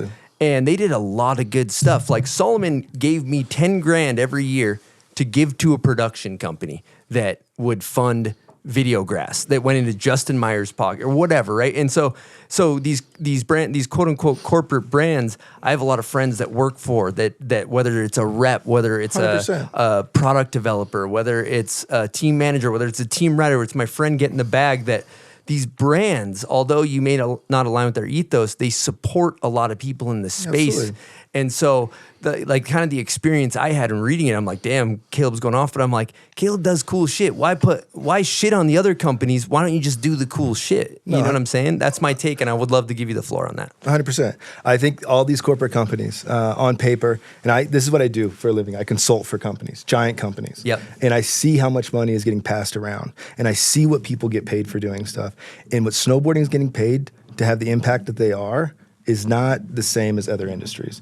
And so when you see somebody that says, hey, look, you know what, I'm gonna give you a job filming this ski edit, even though you're a snowboarder, and you film snowboard edits, not just snowboard edits, but the best snowboard edits, the fucking robot food, you film that. But you know what, times are tough right now, I'm gonna toss you a bone on this ski edit. That to me, I'm like, how can we not take care of this dude to keep him making snowboard videos? And they say, well, corporate's taking care of him. I'm like, why isn't corporate from some other place doubling down and paying this person more to make the best videos? And you're like, well, I don't know. Then you see that same money going to other markets, going to Instagram marketing, going to YouTube marketing. And so that's where I become a little bit critical of these companies, because I'm like, what are you guys doing over there? Take care of the culture first. Then if there's money left over, go take care of those guys. Don't make them switch industries to pay their bills. And then they usually say, well, there's no money. And then I look at the report and then they're up $1 million. And I'm like, well, clearly it's not going to the right places. So that's why. It's not actually for them. It's saying, hey, look, I'm critical because I want Chris to get paid more. Chris is one of the pillars we got. Pay him triple. And to do that, you kind of got to be the squeaky wheel. Because when you're not, I see that money going other places because they think they got us locked down. That's my perspective on it. Straight up. Yeah, that's good. It's good to hear. And shit, man. It's... And we can do it. Like I said, we can do it. Like, literally, I've dealt and seen this. Like, we just have to ask for it. And I think that we've gotten so used to being like skiing's, that's actually a whole different conversation. But getting lopped into the idea of like being an outdoor sport similar to skiing and not a subculture that's closer to skateboarding is always something that's going to hold us back. And so I'd like to break through on that and say we're our own thing. The argument could be made that we hold this subculture of that 10% of You might know the numbers better of snowboarders that live, breathe, eat it. They love the brands. They love the pros. They listen to the podcast. They buy the magazines. They watch the videos. That subculture that you're describing is really like a pretty small nucleus in comparison to the numbers. Maybe you know more about this, Josh. I mean, do you have any? I don't know what the exact core percentage would be, but you're spot on. And that subculture is the one that's most parallel to the skateboarding ethos and keeps that alive. Absolutely. And you have 90%. Dude, as soon as you're on snowmobiles or flying somewhere or going on a chairlift, it doesn't compare to skateboarding anymore as far as business goes. You're not It wrong. doesn't make sense. You're not wrong. The person starting on a back hill at the golf course, spot on, and Lord bless them. And they may scrap together gear and borrow it and 100%. start to do some streetboarding or whatever. But outside of that group you just described, Chris, that's a small percentage. That's the one that is most parallel to skateboarding. It gets further and further away from that pretty fast, and it's the vast majority. So how big should snowboarding get as an industry? That's above my pay grade, that question. Well, for example, I asked Jamie Thomas this. I said, hey, what's the biggest skate company in history? You know what I mean? Where did they sit? And we went back and forth. But as of recent, it's probably Element, 20 million. Anybody got any of the takers? It's owned by ABG, right? Yeah. In existence or just currently doing the best? Let's say relevant. I mean, wouldn't it be Powell? Powell, yeah. And what would you say, 50 million, 80 million? I have no idea. Yeah. Exactly. So it's pretty small in comparison to where we're at right now with snowboarding. Snowboarding is gigantic in comparison. And yet we're still, I say I'm still looking towards skateboarding as a true north. So I want to just jump in here. Skaters, if you really go watch the videos, you got your Jamie Foys, you got your Nigel Houstons, you got your skaters. There's some guys that are doing well. But you go on Thrasher, there's somebody grinding a 40 stair and they're probably getting $200 a month.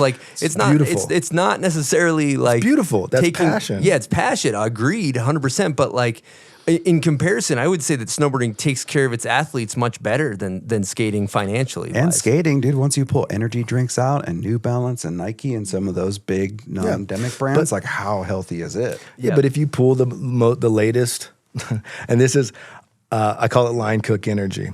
To me, the snowboarder these days is the guy who is working a job 5 days a week and snowboarding on the weekends.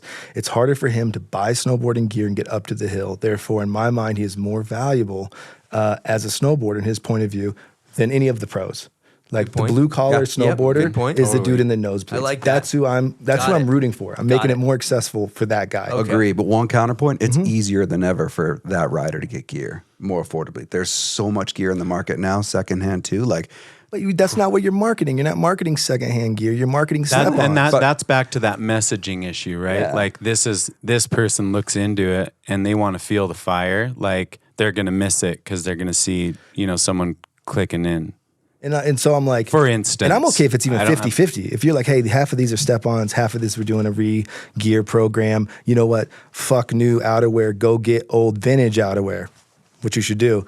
But instead of, why not say that? I think, even if it was 50%, it's not even up to me. I'm just saying everything I'm seeing is this is snowboarding. This stands for snowboarding. This is the way it should be. And I'm no, the blue collar guy or the kids that inspire me, that dude that I see at Brighton Grilling in the parking lot that's got the Carhartt full zip on, I'm that's the dude that inspires me. And it means more. It not necessarily means more, but it's harder for him to do, takes more energy from what it looks like. Therefore, I'm yo, I want to hook that guy up with free boots. I'm going to point some, and this goes back a little bit, so it's going to be maybe more advisory, moving forward for people to think about. When I had pro models with Burton, you were probably in many of these conversations. Towards the last few years, I really had a problem with the price on my board. Mm-hmm. Because the amount of royalties that I was getting cut out of that thing did not quantify why it was so much more expensive at how it was produced, right? I could have brought the price of that board down $100, but because it had my name, because it had to fit this certain thing, I fought for that for years. My board wasn't any better than it shouldn't have ever been more than $499. Could have been less than that on the floor. But that right there, had to be $530 because that's where the pro model boards sit. And it's Dude, that's so not snowboarding. Like, snowboarding is not something that has to fit in this thing. Like, if I want to make a board, let's figure out how to make a board so that, you know, the company, I guess, makes the money that they need to make on it, because they're not cutting the pro check out of it that big. I mean, I was $7 a board for first 3 years of my contract, and then $3 a board for the rest of my career. That's not very much money for pro model boards, and definitely not enough to warrant like $100 markup and beyond sometimes. Yeah, you're right. I mean, the royalty isn't what's keeping them from bringing the price down. For sure, and that's the conversation. So it's back to this communication thing again. Like, why? Like, let's sell them on a secondhand board if that's the route, and let's find the lane that kind of speaks to that person. And maybe, and this is suggestive. This is not. I'm not real opinionated about it. Well, maybe more than I am once I get going, but you know, I just think we can message it. That's why I like street snowboarding. That's why I believe in it so much. That's why I preach the steel so hard. And that's why steel always wins when I have the question. Of course I like a good powder turn. I just described earlier my favorite day. Didn't even have steel in it. I described a day at Brighton, that was the question, but it's all about powder. It's about friends. It's about that culture and that community and doing that thing with the group. Or if all you got's yourself, how do you approach it, you know? And I think the bounty rail, go up to the sled hill. That's so sick, by the way. But yeah, and that's where I see an opportunity for IG. It's like, if you want to tell that story and set yourself apart, like show accessible gravity-fed snowboarding in the street, where you're not just going against the 20-stair rail or something like that. Like, what's it like riding in the avenues here, for instance, when like there's just snow and we're making turns that we walked to. You know what I mean? Yeah. Like, that can tell that story. I mean, it's bigger than me. I don't even know what story is the best story. I just know what we're doing. But I would say as a whole, coming back to it, how big are we going to make snowboarding? Multi-billion? Like I said, like we've never seen a snowboard company reach 1.5 billion, and we will see it in the next probably couple years. China expansion. I've seen what China does. Your numbers are a bit big, but for 10 years. Let's extend it 10 years. And if that's not a goal, I'm okay with that. But 800 million is a big company. Palace, how big do you think Palace Skateboards is? No idea. How big do you think Supreme is? No idea. 500 million? $1 billion? Sold for $1 billion to VF, and then Luxottica got it 1.2. Burton is a giant. It's giant. Heavy swing weight. And all I'm saying is like, where they're leading us isn't making it accessible from my point of view. And this is personal opinion, as a kid making stuff a man making stuff in his garage, bindings, boots, board, based off of everything I love about Burton that I feel is missing. It feels like I'm getting a little bit of this, being like, we're closing the door behind us. DC, you can come. Anybody who else has the money to buy licensing, you guys can come. But we're no more takers. That's just what it feels like. You know what I mean? I'm not seeing the correlation there. That's nobody's stopping you. Nobody's stopping you. Clearly. And I'm that's what I'm saying. You're acting like people are closing the door in your face. Way more Burton patents too are shared than you realize. Like it's like the channel, for instance. Like other board companies can use the channel. Yeah. I don't think it even costs them to use it. Yeah. It's more expensive to make a board with the channel, but it's not like they're saying that process. You can use this, but you got to pay us a percentage. It's not even about me. Okay. I'm just going back to the I'm going to patent do cost. it no matter what. Yeah. All I'm saying is the biggest company in the world is making it harder and less accessible for the mass of the industry. Okay. From my point of view. That's the only point I'm trying to get across. Taken. Not even about Point taken.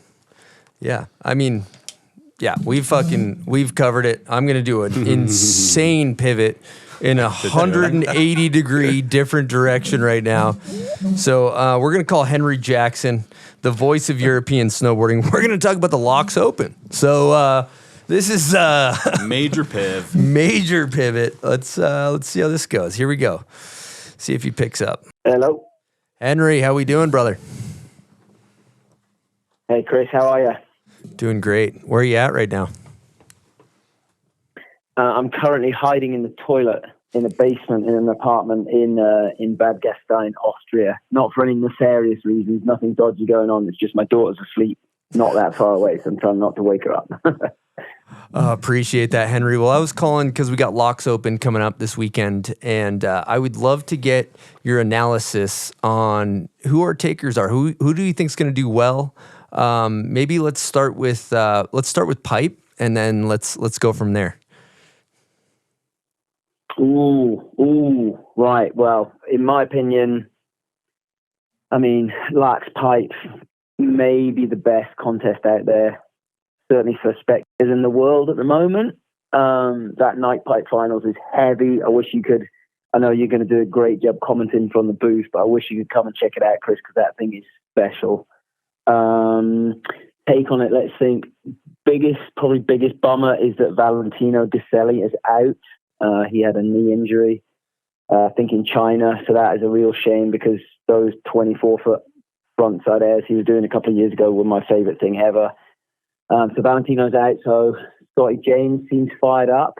And I think, I'm not sure if he's coming, but if Ayumu's there, that's going to be one to watch. Ayumu and Scotty battling it out. Who else? Yuto Totsuka had a bit of a slump after the last Olympics, but he seems to be back on fire. Kaishu, of course, going to do backside airs to the moon. Chan Lee, the Korean kid, little Take.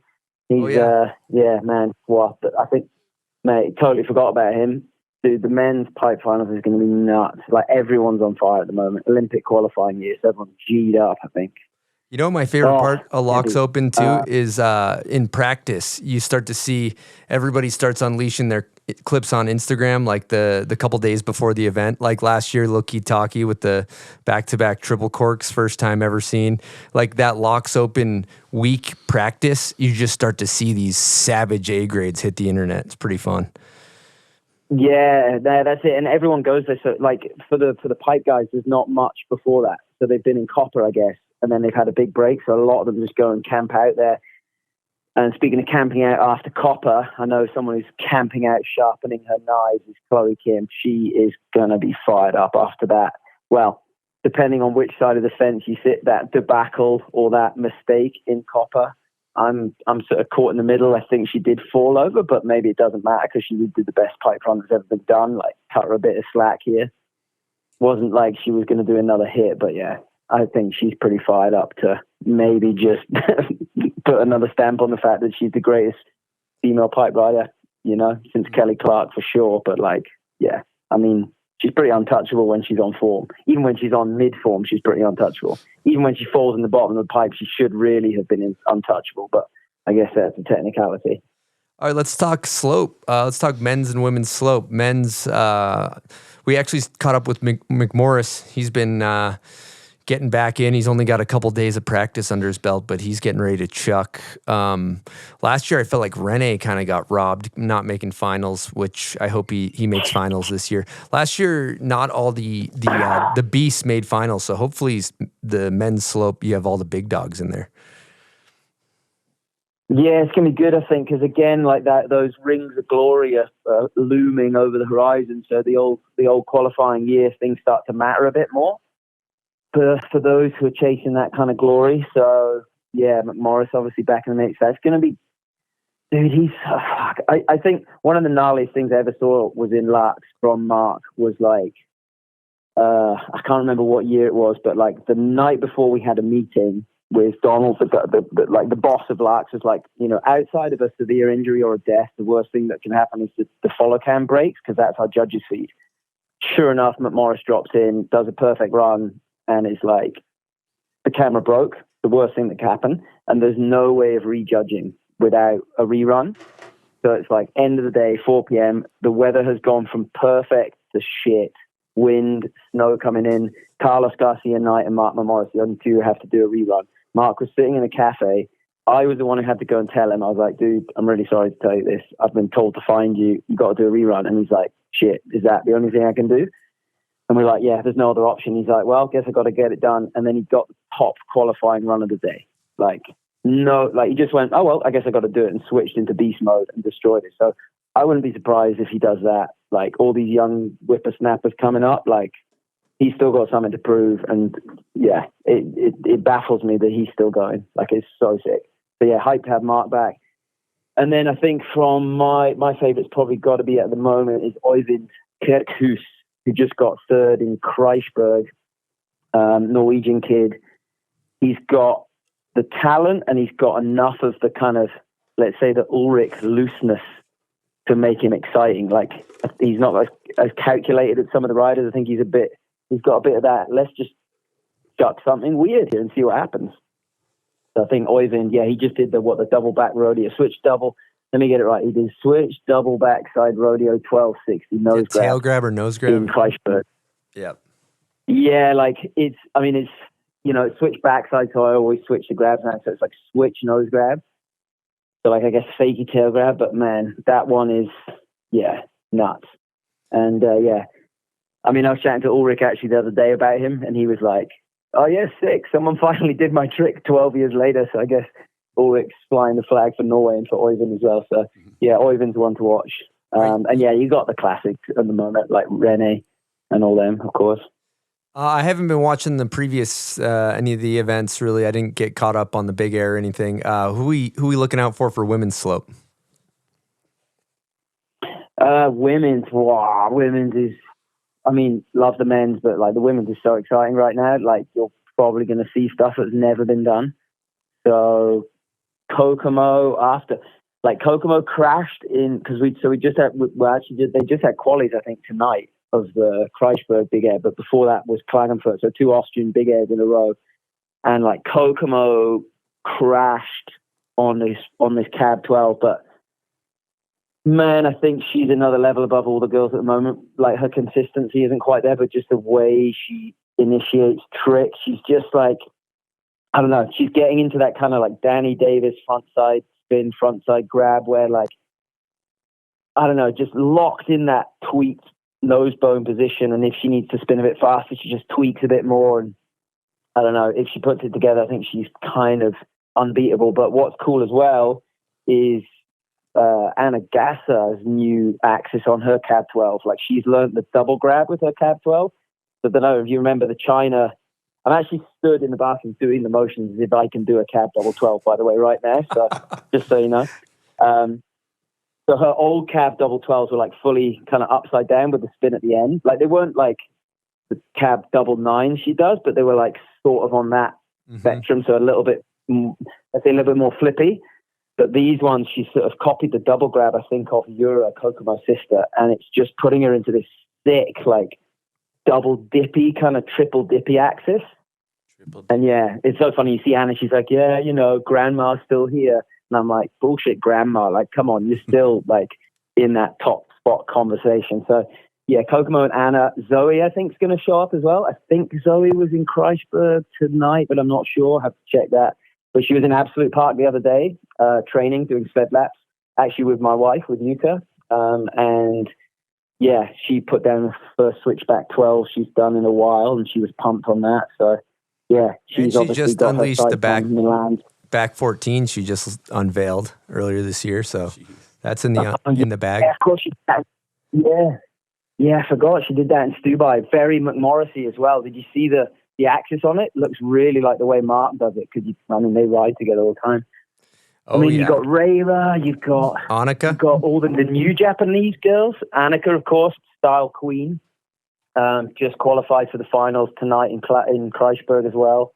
Or just qualified today for the finals in a couple of days. Yeah, so stylish, Euro-wise. Then there's so many other Japanese girls, like Mari Fukada, just got podium. Reira, of course, always a threat. What and about there's a new girl, Momo Suzuki? Never heard of her. Just got a podium. Yeah, she's a ripper.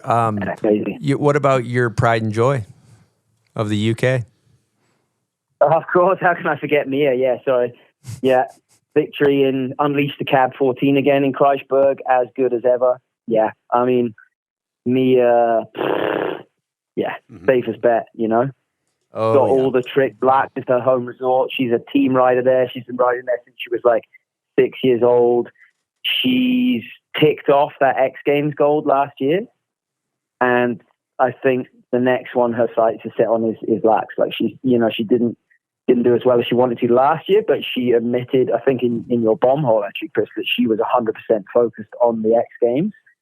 So maybe now she's like, it's her birthday during the week of the Open as well, I think, or it's maybe the day she flies to X Games. I'll have to check that. But yeah, home resort, team rider, hasn't performed like she wants to there, I think, yet. Maybe, yeah, Mia. Oh.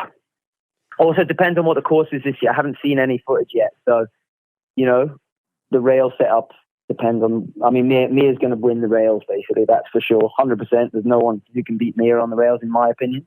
I thought the judges didn't score the rails. That's what it seems like a lot of times when I watch those events. Like they don't even write it down. Yeah. We'll get some names. We'll take some names, find out who's on the rail section. But I know they certainly copped a few abusive messages. Certainly in Indy Bar at the bottom of LAAX. There's definitely been some conversations over the years about that. But those poor judges. I feel sorry for the judges, Henry. I feel sorry for. They're doing a good job. They're doing their best. They get a lot of shit, but you kind of sign up for it.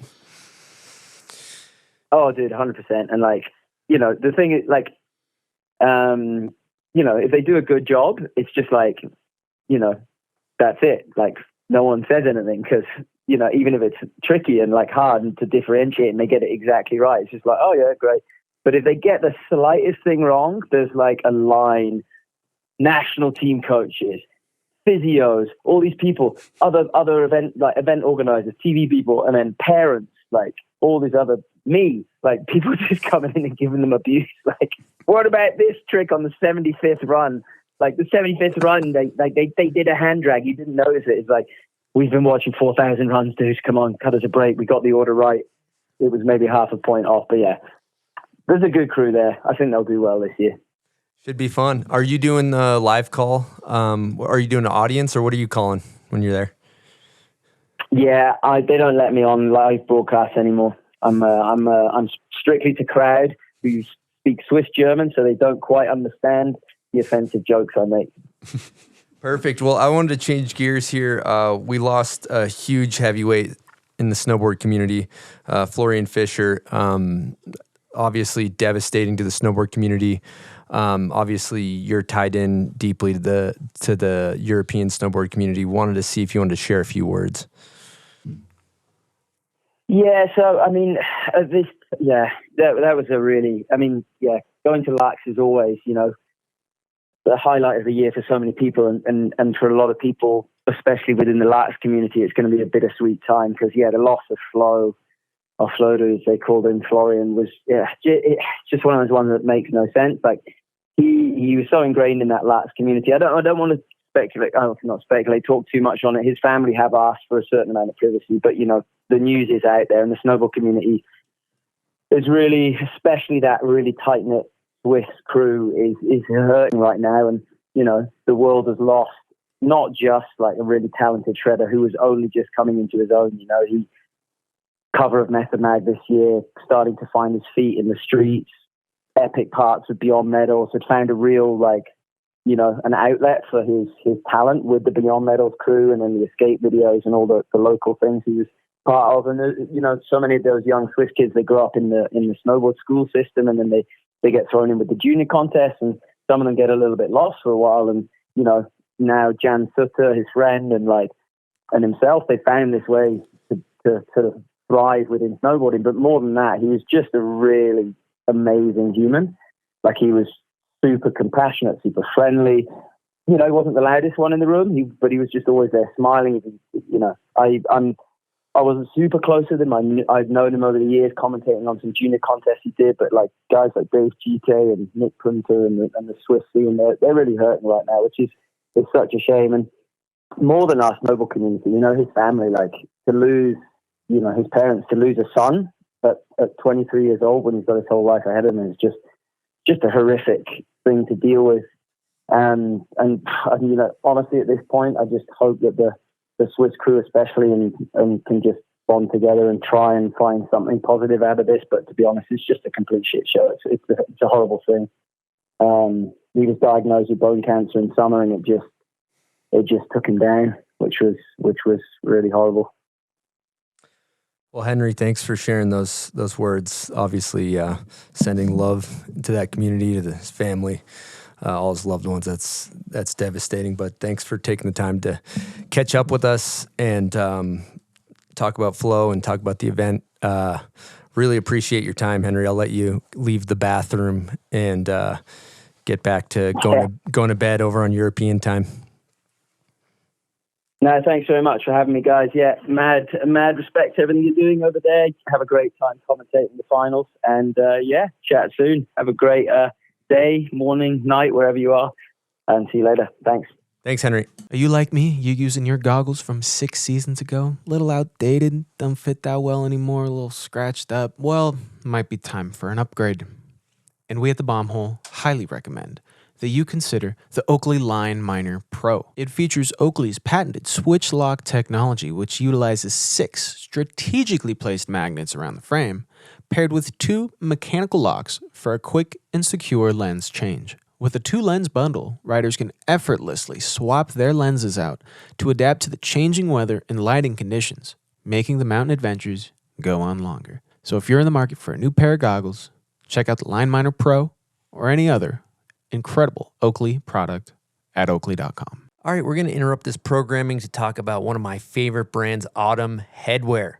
Their motto is Style Matters, and it shows. If you look at their team, they got some of the most stylish riders on the planet. It's rider-owned. This is a brand owned by snowboarders. Brad Alband is the genius behind it. He's done great work over there. And they have great fits on the beanies, most importantly. You know, here at the Bomb Hole, we love what we call a deep resi fit. The reservoir tip, so to speak. So they have the surplus fit, which is kind of a resi. They have the shorty fit, which is shallow. You might catch Silk D wearing one of those. They also have the simple fit that's right in between. And I was just on their website. The apparel is impeccable. So great company, rider owned. If you're interested in getting a great beanie this winter, head on over to autumnheadwear.com and use promo code BOMBHOLE for 20% off your order and keep that dome piece looking great with an autumn bonnet. All right, folks, quick science lesson. Mammoth Mountain is made up of 25 small volcanoes that erupted between 50 and 100,000 years ago. These massive lumps and bumps have created the perfect environment for snowboarding. Cliffs, wind lips, chutes, gullies, steeps, cruisers, and just about any type of terrain can be found within 350,000 shreddable acres on Mammoth. But what the Unbound Terrain Park crew brings to the equation with their park creations is truly another level of fun. Let's dive in. We're talking 10 parks, 100 plus pieces of steel, and 40 plus jumps at any given time. New to terrain park riding? Try Wonderland, a beginner rider's best friend with small jumps, ride-on boxes, and creative snow features built on a smaller scale. Are you an intermediate ripper looking to dial in threes and progress a bit more on the metal? Forest Trail is the perfect park for you. Keep an eye out for Todd Richards, big fan of the jump line. I'm also a fan too. Love that jump line. Now, South Park is the spot you'll find advanced features, a long park with incredible flow. There's the Transition Park for those looking to lay it on edge, the Snake Run, playgrounds, hemlocks, and of course, the Big Boss Park main park. We're talking video part-worthy features, progressive jump lines, tech steel, and a slew of snow features that meet the gold standard. Finally, Mammoth has an 11-foot and a 22-foot pipe. Simply put, Mammoth is really, really fun. All right, saddle up, listeners. We're going to get back into it here. Good luck to anyone listening. No, I'm just kidding. So I think one thing that's cool to talk about, you got Information Garage. It's an independent company, privately held. And then you also have Burton, also privately held. Pretty cool. I don't know. Josh, maybe you could take this wherever you want. Yeah, I mean, I got a lot of respect for what Caleb's doing, and I enjoy watching it for a lot of reasons. Like, mainly, Caleb was one of the first people I met when I moved to Utah, which is pretty also crazy. both from Montana. Yeah, 20 years ago, we had the Montana connection. But, yeah, I know for where I'm standing, like, dude, hats off to anybody who's putting money into snowboarding, because it's not easy. and it's not a very profitable realm to be in. You know what I mean? So I respect that anybody who's making a snowboard and putting money in. And I think one of the best things you can do is kind of vote with your dollar. The way I've always thought about it is like, if there were a snowboard apocalypse and there are half as many snowboarders tomorrow morning, what brands are still in it? And those are the ones that I'm kind of the most like emotionally invested in. That's where I'm going to spend my interest. That's where I spend my money. And that's kind of how I've approached everything, whether it's through skateboarding or anywhere. Like, I like making sure that my money's going into a place that's putting money back into snowboarding and ultimately is, owned by someone who snowboards. They're going to make the best decisions for snowboarding. So as different as Information Garage and Burton are, like two polar opposite ends of the spectrum, like there's a mutual respect there for me, seeing both as independently owned brands, that the money's going to a snowboarder and someone's putting the money back into snowboarding. Straight up. Well said. I will say this too. We're an independently owned media company, and I think anybody that's out there that's trying to build a business in snowboarding, like, it's fucking hard. It is. It's challenging to run a business, and so like you said, to echo what you said, hats off to anyone that's doing their thing, making a brand. Anybody playing in the arena, especially with their own money, and that snowboards or skates, I would say, or has footage, or has put time into filming something. You know what I mean? Like, for me, the hierarchy of like where our money should go should be there. Like, if I think about skateboarding, I think about Andrew Reynolds, Baker, you know what I mean? Jamie Thomas, Zero. Like, these are people that you respect because they lead. And I guess on the independent thing is like, there's no outside money, there's no VC money, it's just me. You know what I mean? And I would just, as companies grow, granted, you want to grow in the best way possible, but we've seen through history, people leave Burton and start their own brands and do really cool things. Leave, over time. We've seen leave something beautiful they've started. Like, everything evolves, but I think at the end of the day, voting with your dollar on what you believe in, check the footage, is probably where I usually start with. I love that. That just kind of prompted a question I had for you, Fish. Being a part of Burton for so long, you've been through, how long have you been with Burton? This is actually my 20th year. 20th year in Salt Lake and 20th year with Burton in different capacities. So that you've lived through a lot of different eras, like you mentioned, Unink. It just kind of makes me think of all the different chapters in time with Burton. Do you have a favorite era from the Burton? Dude, it's funny you mentioned it, because that Unink era was really I'm conflicted about it because it wasn't good for snowboarding. They were kind of the helly boys that footage was those guys. They may as well have been dropped off on the moon, and here's a 100-foot jump, go hit it. Like, it was the worst thing for accessibility, but maybe that's because of where I was at in my development of snowboarding, when I was like riding a lot and looked up to those dudes so much. Like, JP's Transcendence Ender in the bunny suit is just like an indelible favorite part for me. Yep. So that, I don't know, as far as riding goes, that is when I think what Burton was doing and the riding I saw really resonated with me. But it's the polar opposite of what we want if we want to make snowboarding look more accessible. Yeah, that seems like what you guys, the agenda has been less about maybe super pros and more about kind of accessibility. Is that safe to say? Or am I? Yeah, I think what I see now is, number one, I think Zeb is the new awesome super pro that is like, dude, he's kind of the anti-Shaun White. Shaun was the guy who took snowboarding outside of snowboarding to popular media. Zeb is that now. When you hear like Travis Scott fan out over meeting Zeb, like, that's when you've transcended. But the difference is that Zeb is like, dude, he's magnetic. Like, he walks around and he's talking to everybody and he's bringing people in. And like, I don't know, as far as a pro who's doing it, I think that's so cool to see. And such a cool opposite end of the coin. Not to bag on Shaun, but like, it couldn't be any more different between these two figures. Dude, he showed up to our pile of shit rail jam at Loon Mountain. Totally, yeah. I mean, he was and just started busting down. Yeah. And he can't take two steps without anybody freaking out. One of the coolest things I've found with riding with Zeb that is unlike anything I've ever seen. We're talking like Danny Cass in his like heyday. I've spent some time with some heavy hitters and stuff, and like everywhere he goes, like I always hear it at least 3 or 4 times, maybe 5 times. Like if you're riding a day with him at Mammoth, they come up to him. I started snowboarding because of you. Yeah. That's like the most common thing. Yeah. And it's how fucking cool is that? And it's authentic. It's real. Like if you, like you said, if you walk next to him, you see it. It doesn't matter if it's a mall or like walking through the resort at Palisades or Woodward Park City. It's like he's got this magnetic energy. So Why do you think Zeb rides for Burton?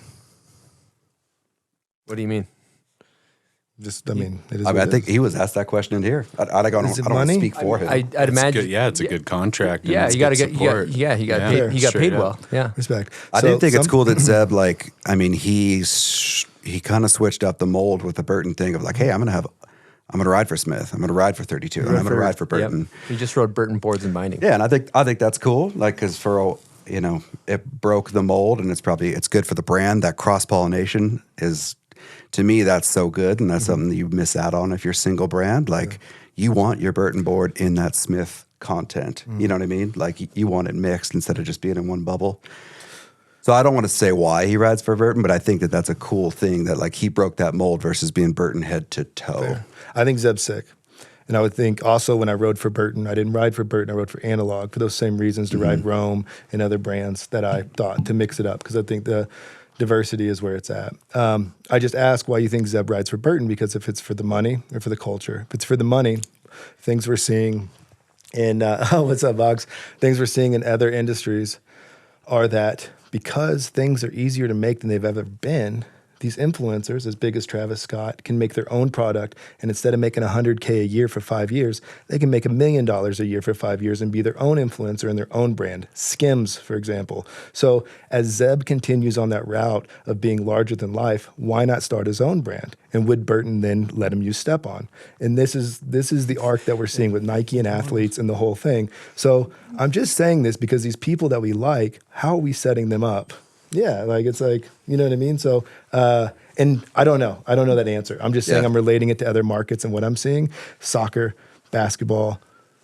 Dude, yeah, I mean, similarly, like I look at Travis Rice, I'm like, why wouldn't a Travis Rice had started a brand 10 years ago, a board brand? Like, so. It's not easy to start a brand. Well, you give them market share. Like if Jeremy's buying a board, you know what I mean? Like let's sell his board and give him market share of his profits. I think at some point, will Burton say Zeb, Shaun White? I mean, if he was still at Burton, was that the issue? Is there no market share on the table for a pro? Have you ever, if you've ever met Zeb though, just to go to Zeb specifically, He's sick. He is so doesn't give a shit about any of the things that we're talking about. But is he getting taken advantage of? I think By he's not making knowing. good. I don't know what he's making, but Not knowing? Like, By not knowing that it could be bigger. That's what I'm saying. If Burton says, hey, you're worth $1 million, or you're worth $100,000 or 150, 200, I hope he gets a lot of money.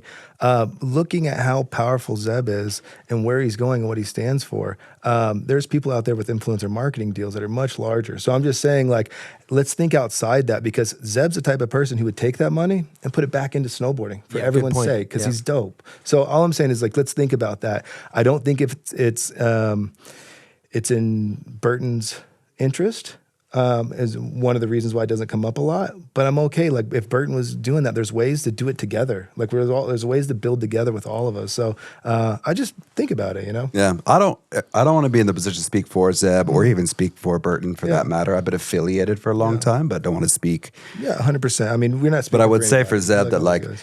I think he's pretty well aligned with the brand values and ethos. Like I think he values what they do with culture shifters and the Burton supports that. Or like I see him show up at slide through events and stuff like that. Like Until I he think- doesn't. This is the point.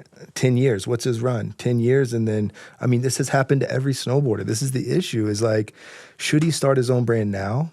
Or will he get filtered out in 10 years? Or will he be a part of Burton like he is now in 10 years? And that's why I want to say, younger generation, think about this. Take those moves now and build like I'm trying to build. Because in 10 years, I mean, Scotty Arnold rode with Solomon, 10 years? Awesome. But there wasn't a lot of love there after that ran out. You know what I mean? I think you're hitting on something about like the legacy of like how snowboarding takes care of its legacy personalities. 100%. They don't do it well. Like it's, you have your caballeros in skateboarding and stuff like that. But the fact of the matter is, I think there are different money sources going into skateboarding, selling shoes and T-shirts that we don't have in snowboarding. And I think Zero that's margins, skin tight margins, bro. We got 800 million versus 20 million. This is what I'm saying. Snowboarding is bigger. We should be taking care of them better than skateboarding. I don't know that it's bigger, man. I got to challenge you on the numbers. Like, fair. I might not from know. the numbers Let's find I out. see, like your numbers sound big. I would almost guarantee that Vans is selling more T-shirts than Burton is boards. So my point is they can take that money and invest it into like supporting a Jamie Lynn, supporting a Brian Iguchi, supporting these legacies like a Tony Alva or whatever it is, because there's more products you can sell coming into the funnel to go back to these legacy personalities, right? I will let those brands challenge Burton on that one. I will stay out of that. I don't know the numbers. I would love to know the numbers. I would love it for everyone to show transparency. I'll show you how many T-shirts I sold. You know what I mean? It's not a lot. You know what I mean? But I think knowing that is how we take care of these pros in the future. And so, like, I mean, yeah, I'll just rest it there. I mean, Jeremy, you could chime in on this. How does you're a legacy pro? How do you feel like snowboarding's taking care of you? Well, first of all, I don't think it's snowboarding's responsibility to take care of me. So let me say that first. Respect. I'm just a snowboarder in the space. That said, you know, if you want to stay in it afterwards, you have to work for it. You're not getting a handout, but we didn't get a handout coming into it either. So I guess.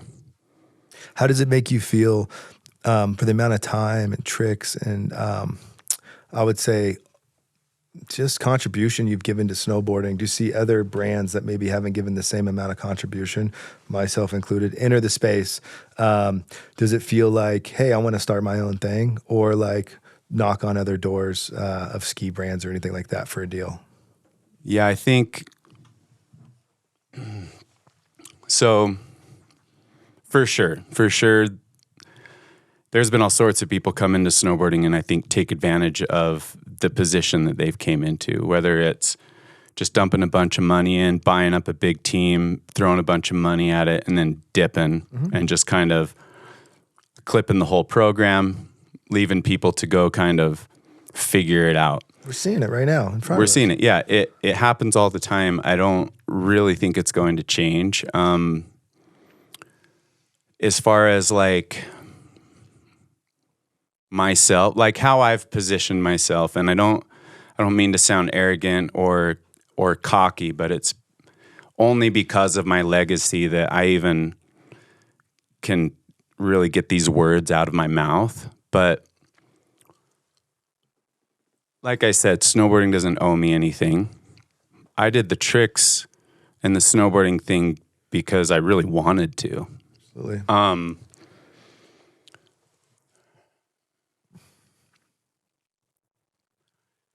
I think I only took advantage as much as I lacked knowledge. Mm-hmm. It's really easy to put blame on everything else. You know, it's easy to do it. It's easy to see other people's mistakes. It's easy to see all those things, and I've done my fair share of it. But the fact is, like, when you're the one pushing, when you're the one in front, which was a lot of my career, not just me alone, with the group that I was surrounded by, they brought me to that point.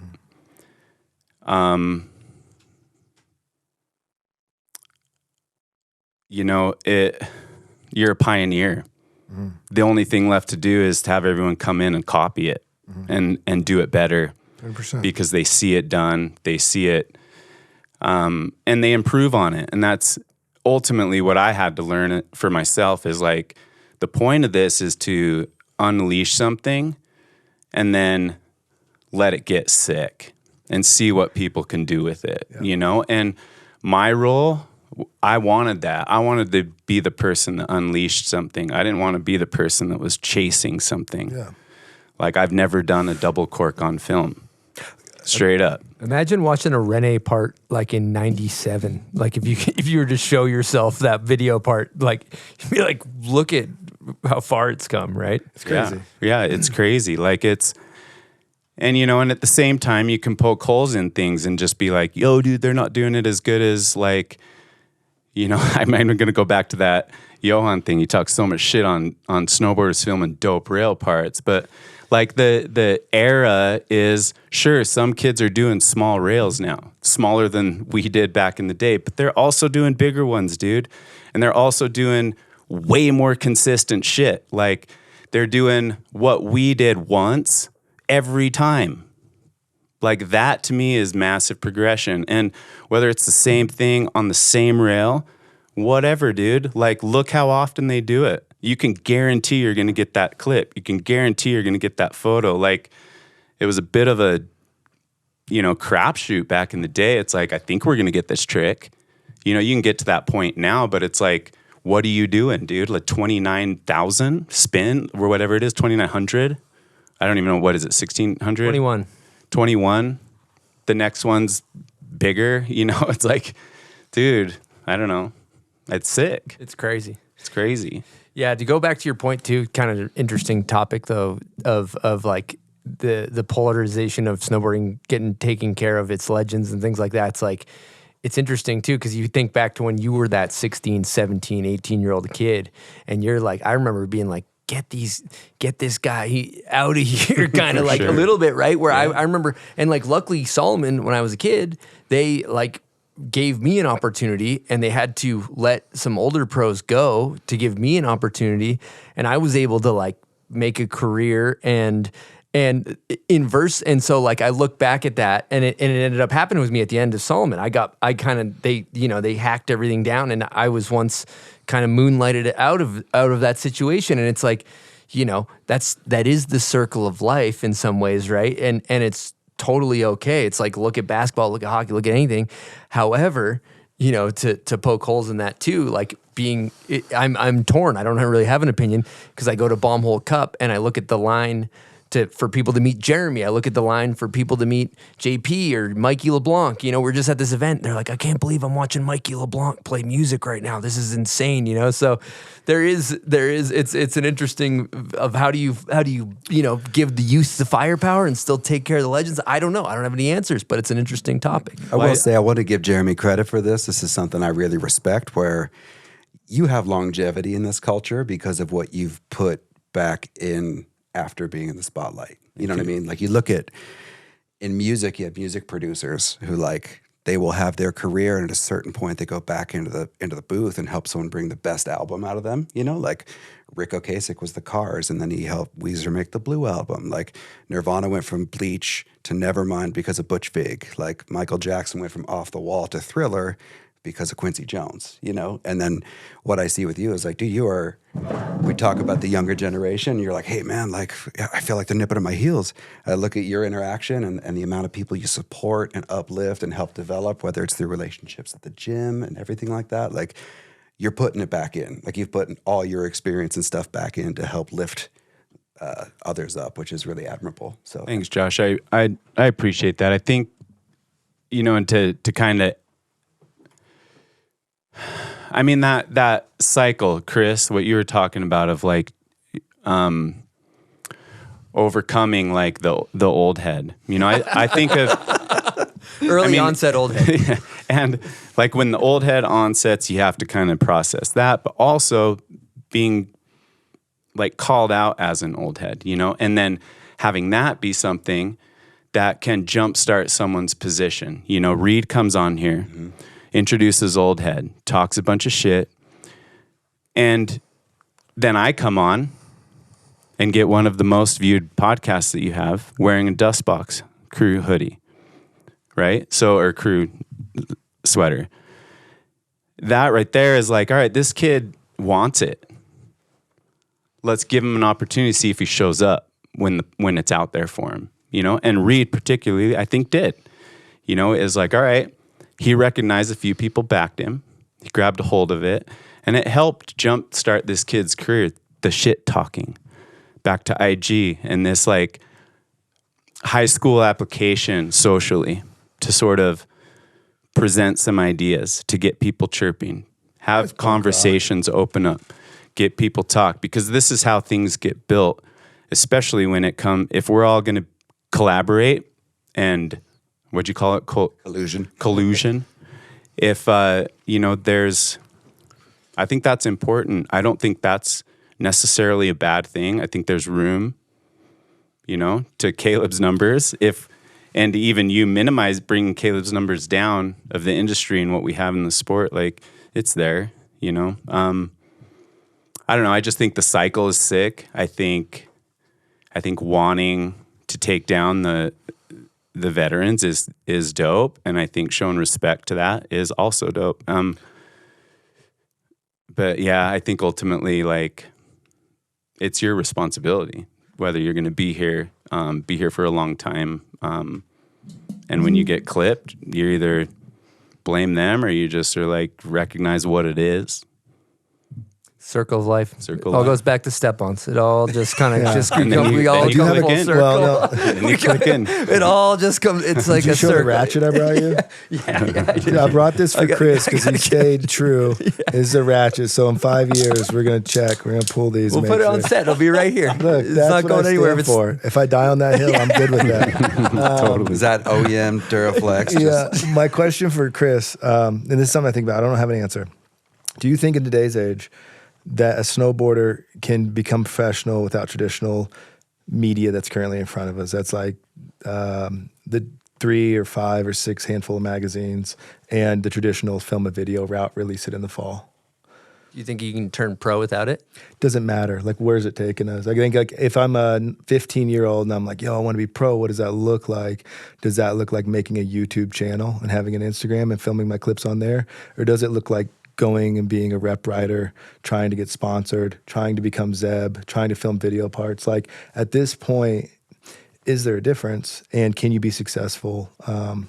Yeah, more look, here's my take on this. I thanks for asking. I appreciate that. I'm going to back it up. Like, Jeremy and I was caught the tail end of Jeremy's era, and it was really simple. Like, there was just magazines and there was just videos that were DVD.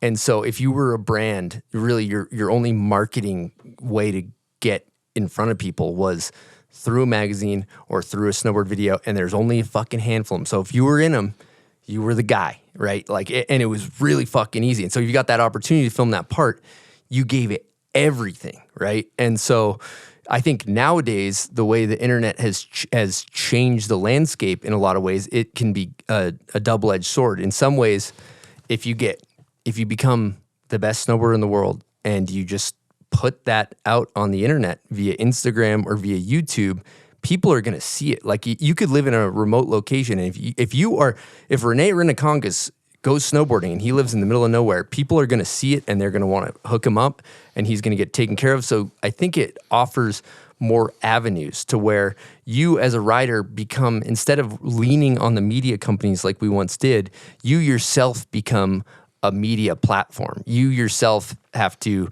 now it's way more complicated. You got to put shit on the internet, and you got to put shit on YouTube. You got to put it on Instagram. You got to build your brand. Like, I still think, like, I just went to this event. I saw this kid, Jake, that won the Pro Rail Jam. Wasn't super familiar with him. Now I'm the biggest fan. And I'm like, I still think rail jams and contests like that are going to help you, get your foot in the door, where seeing somebody ride in person is always going to be huge. So it's a complex issue, but if you go crazy, you're good at working on the internet, you're good, whether it's a YouTube channel and you have a bunch of views and you can still film a video part. I mean, it's fucking hard, but I think that the magazine and the videos are as impactful as a culture they are, they're just one of the pieces of a bigger puzzle, right? So ultimately, the paycheck comes in correlation with, like, oh, this guy's gonna help us sell snowboards. What he's about is going to create a vibe that people are into. It needs to have a ripple effect. If you get paid money, there should be people buying the snowboard because of what you do. So if you're influencing people via Instagram, via contests, via YouTube, there's just way more avenues. So I think just the video part and the magazine aren't enough these days in the long form answer. No, I think that, that checks out for me. I think I would agree on that. I mean, especially watching like Bombhole's its own platform. You know what I mean? And the rise to Bombhole kind of started on its own platform. So as YouTube as the biggest streaming platform, like how is our culture going to change from magazines and video releases? Like, and you think like, why do we even make snowboard videos? Are they marketing pieces, or are they built to inspire, or they show a point of view? And they're probably all those things. Some feel more like a lookbook. And if you apply it to something like Baker 3 or skate video or New Balance videos, you start to notice things like how many brands shots are in the video versus how much is the lifestyle of the dude sitting in the van. I like to think about that because I think they're all starting to feel similar. And what's starting to feel more authentic to me is kids with a YouTube page that are uploading videos that feel like it's more of a point of view. Same with Instagram. And I'm wondering, like, at what point are writers more subcontractors than they are team writers? You know what I mean? And I like to think about that because it starts to reflect on how magazines sell ads, how corporate markets those ads, but also like, when are we releasing videos? Why? If it's content all the time, why are we holding footage and photos until fall? Why don't we put that out now, mid-release product? And the calendar is changing all the way through. But I don't know. It's something that I think we should all be open to. I think you're right, Caleb. I think even product timelines, like you're going to see stuff like if a board worked for 1 year, roll it into the next year. If something is new and cool and it gets developed in mid-January, drop it mid-January. I think you're going to see that happen with product timelines, which is not easier said than done. And same token, media's already gone there. You know what I mean? So I think those two things are going to line up. How does that reflect pricing structure? Does that board ever go on sale, or does it stay full pop all year long? And do people continue to buy new stuff? How does that affect, you know what I mean, over time and paying pros and paying? So as we get into carryover product in these long timelines, right now, half of the big retailers, from my point of view, are discount retailers with a little bit of new product each year to bring people in the doors. I just think about, like, what does that sale model look like if everything's carryover? I don't know. It already happens. Like a black boot is a black boot. 100%. And then you make a new red or blue one to go alongside it, and that black boot usually stays full price when the other stuff gets marked down. And the flip token, I think we're going to start to see that, like, if you've got a board that's going really well, keep it full price and make it full price next year until the demand drops off, and then you liquidate it. You know what I mean? Like, we're on an artificial cycle right now of training people to look for liquidated product. And that's part of why I was challenging, you know, like, dude, product accessibility isn't it. If anything, there's way too much product in the market right now for too little. You know what I mean? Like, that's why I think the bottom's going to fall out. I think as you direct to consumer, it's going to fall out for everybody. And the only choice is direct to consumer. And I think, I'll stop there. That's my point. I'm going to backtrack to something you said, that going back to videos and the relevance in the culture, and one downside to the new way of doing, I've noticed, Steven's brought this to my attention, so I can't, but he's like, man, we had it so good. Like, and if you look at how I came up, we had a camera, Steven's had a GL, I had a VX, we would just switch off filming each other. And that didn't mean video part. We go to the park, make an edit. Hey, you do 5 tricks on this rail. I'm going to do 2. I'm going to do this. I'm going to do that. And we collectively came together to make all these edits. And nowadays, if you look at what it's like, hey, can I get that clip for the gram?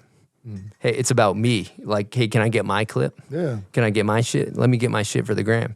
And I think that's one of the beauty of like what the, you know, collective edits and movies is a beautiful thing. Well, why do you want your clip? To fucking show off the trick you're all hyped that you did. Instant gratification. 100%. Yeah. So it's progression. So you're like, yo, I did this, it looks sick, or it's the same trick and it feels good. So I'm showing something I did on my Instagram to the world. Correct? Yep. Yeah. Cool. Yeah, I think, and yeah, totally. So product doesn't matter as much. It's more like what you're doing. But the product thing is incentivized in doing the trick. Like doing the trick on a new board. If you've done a Cab 270 a million times, why do it on a new board versus an old board?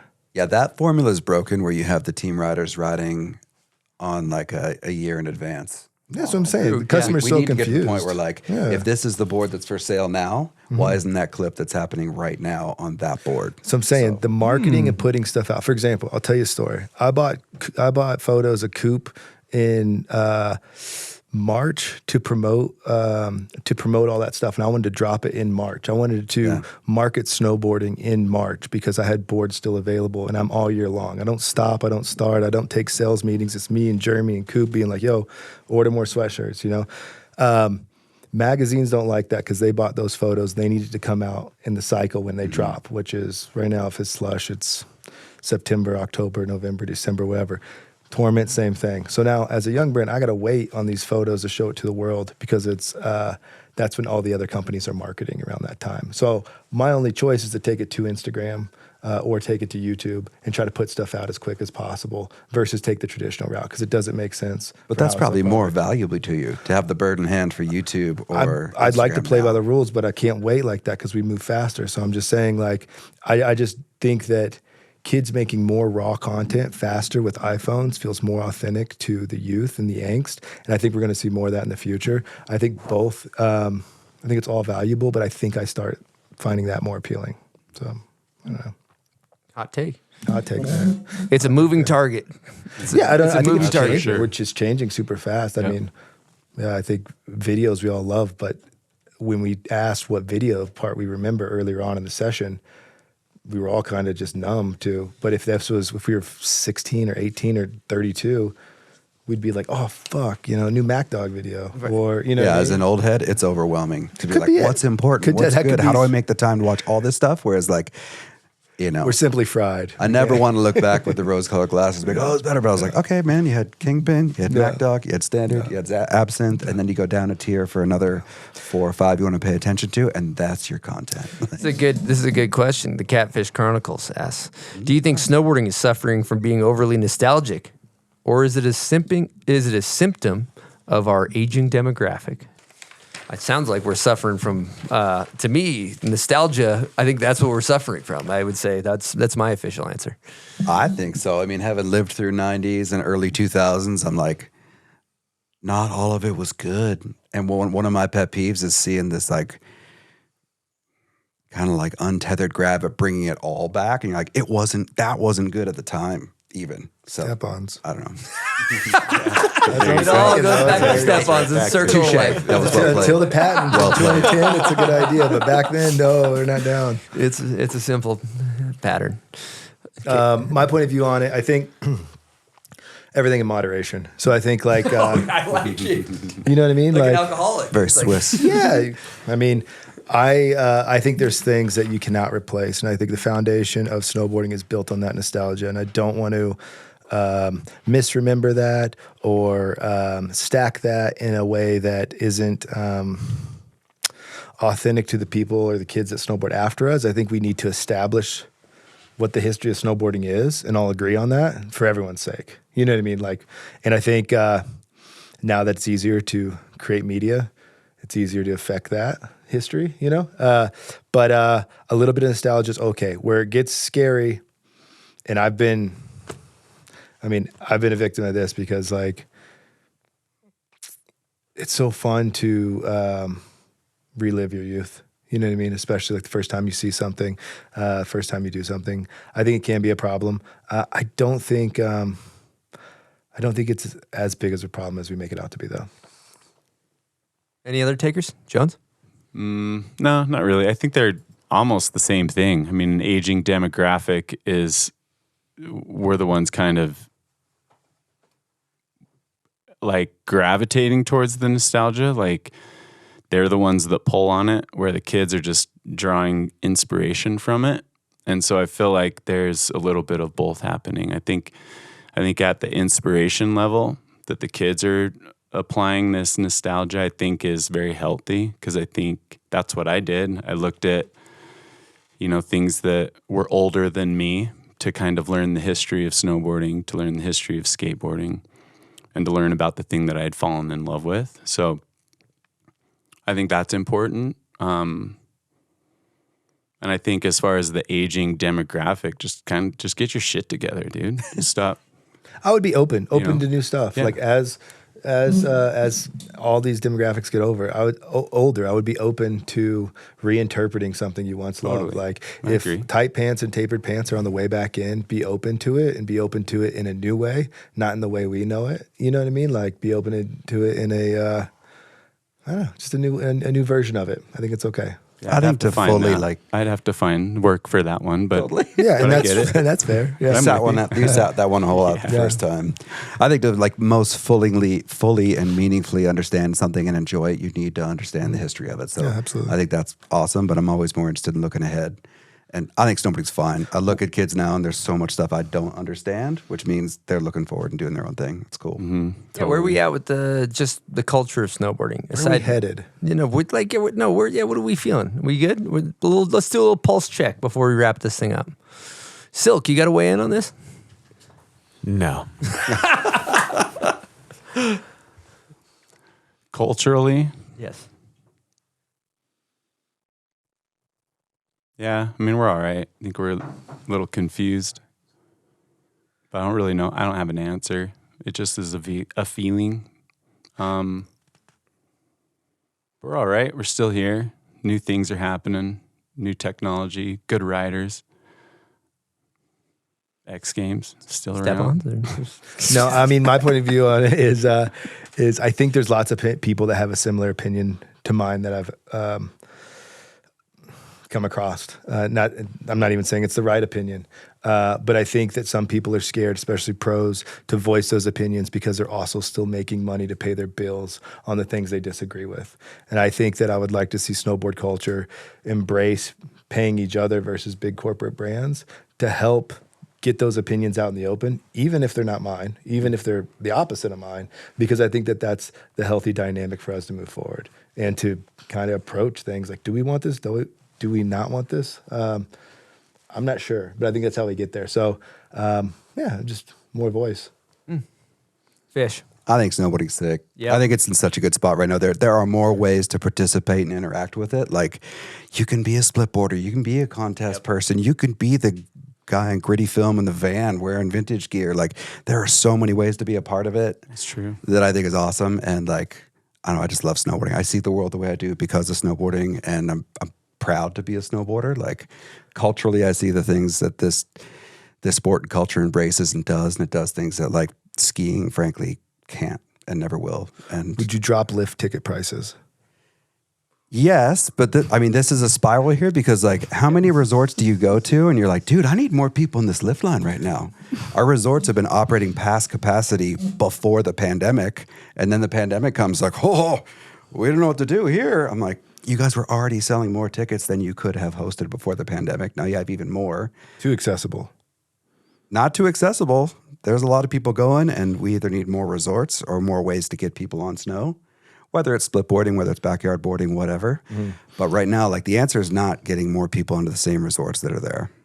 There's no way, right? Could I ask a question? Nope. Or you can ask one. Oh, Yeah. yeah. I thought you were. Oh, no, Yeah, I was like, no, I you was like, can't. say less. You're like, no, I was like, respect. On that point, does Burton partner with other resorts besides Vail? Yeah. Cool. Altera, Powder Corp, they work really closely with Woodward. With Woodward especially, it's about accessibility to be able to get, like, Woodward Park City's 15 minutes from here. It's a cheaper, easier way to participate. Like, yeah. That's fine. And that's just the U.S. I can't speak for, like... over. I know there's other stuff going on in other regions in Asia and Europe and stuff. Rad. Cool. I'm going to get on my soapbox here for a second and echo what Fisher said over here, because, you know, for the bomb wall, I came from this pretty narrow-minded street snowboarding. Like, that was my world. That was everything. And I've since kind of took the horse blinders off with this show, and we've got the chance to interview split boarders and contest snowboarders and people that work in the industry. And this community is fucking awesome, and it's thriving. We just did an event, and it was -20 on the East Coast, and people came out of the woodwork for a pile of shit rail jam. Like, people love it. They want to be a part of it. It's fucking great. The tricks are insane, what people are doing on rails and jumps. And I hope nobody dies in the half pipe, because that's getting rowdy. And whether you want to become the best acrobatic snowboarder in the world, or, you know, ride over a dumpster with a fisheye at night with, fucking eyeliner on, like, it's all fantastic, you know, and they all complement each other, and they all balance each other out. And I would say, just from my perspective, I love where we're at with snowboarding, even though we spoke negatively about it a lot of the show. Hot take. Okay. You're not wrong. I agree with everything Chris says. But I would encourage people to say, listen, snowboarding's for everybody to do. Take your own point of view on it. I have a hard time saying that snowboarding to me, if there wasn't a hierarchy in what is cool and what's not, like there is a hierarchy in cool. You would agree that there's a hierarchy of cool in everything you just said? Yep. Okay, cool. Noted. That's all. It's fun, open to everybody. But within that, what we're talking about, I don't think it's negative. I just think we're talking about what is cooler to us. I guess the saying is if everything is cool, nothing is. If no one is saying that this is better than that, then nothing is actually good. And so I think the point of the show is finding what is important to us and what is cool and what is not cool. And I don't think that that's negative. I actually think it's positive and constructive. And I'm not saying you were saying that, but I would say I would agree with Chris. It's all great. But I do think that there's nuance in talking about the constructive criticisms that exist within that, and I don't think it's negative. I think it's very positive for where we're headed. That's a great take, Caleb. I need like to say that. It's take. not. That's a fucking butter take. I agree with you, but I think it's positive. 100%. It's interesting too because you watch a snowboard video with one person and they might rip every single thing to shreds. And then you watch a part with somebody and they might find the good in something. And I think, like, for me, I was the guy that ripped a lot of things to shreds for a long time. And take contest snowboarding, for example. Then I go watch them practice and do a switchback 5 warming up. And I went from somebody, I'm like, wow, you know, sick. Yeah, like, totally. Yeah, 100%. exactly. And so my perspective has changed. Maybe it's a little more open-mindedness, but I do agree with, it's also okay to like what you like and not like what you don't like. 100%. Like Johan, he doesn't like, well, we're going back to the Johan thing, but he's talking shit on rail, whatever, right? He's got my board, he's got Joe's board, he's got Scott's board hanging on his wall. He's been like, he's like, you know, been our biggest cheerleader our entire career, and he's a ball buster. But like, the point is, if street snowboarding isn't for him, that's okay. You know, like going back to kind of echoing your point, right? 100%. Yeah. And I think that criticism, one, it's not necessarily, it's not bad. I think it's actually necessary to the conversation for us to get to the next point of the progression of snowboarding. And I think I would say, hey, be critical. Be positive, but be critical. I like it. I think that's a good send-off point. What do you guys think? Backing it. Okay. Well, it's the circle of life, and we're gonna end it with step-ons. And who wants to take us out of the show? Caleb, do you want to do our sign-off? What is that? It's just kind of like you're on the show. Like, it's like, thanks all the sponsors. Thanks for listening. Thanks for, we'll see you next week kind of thing. Yeah. No, there's a couple things. I think for one, Fisher's the best at his job. He should get paid like 6 times more, run the whole thing. Chris' platform, this is sickest. Culturally, snowboarding, it's the best. Jeremy, you know how I feel about you. Thanks, Goaty, he's the guy. I think, if you enjoyed this or maybe liked any of this conversation, there's a petition up for the Rail Gardens right now, change.org. So go and sign it. I think that's where it starts. Maybe we can't do it, maybe we can, but I think that's at least trying. So, but Mom Hole's sick. So thanks, Chris. You. Appreciate it. We need a full, thanks for listening. I take that, but Jones, you want to fully take us out of the show? Jones, just like that. That's like sign off 1.5. Let's get the full, thanks for listening, sponsors, Patreon, everybody. Thank you for listening to the show today. Thanks all the guests, the host, especially Silk over there. I appreciate you. Thankful for all the Patreons. We could not do this without you. Your monthly subscriptions are absolutely what keep the lights on in here. Thanks to all our sponsors. We appreciate you. Keep listening. Thanks to the culture. Thanks to the community. Come back next week. There it is. We had a double sign off. Yeah. No, that was the one. But you did it's like a fake sign.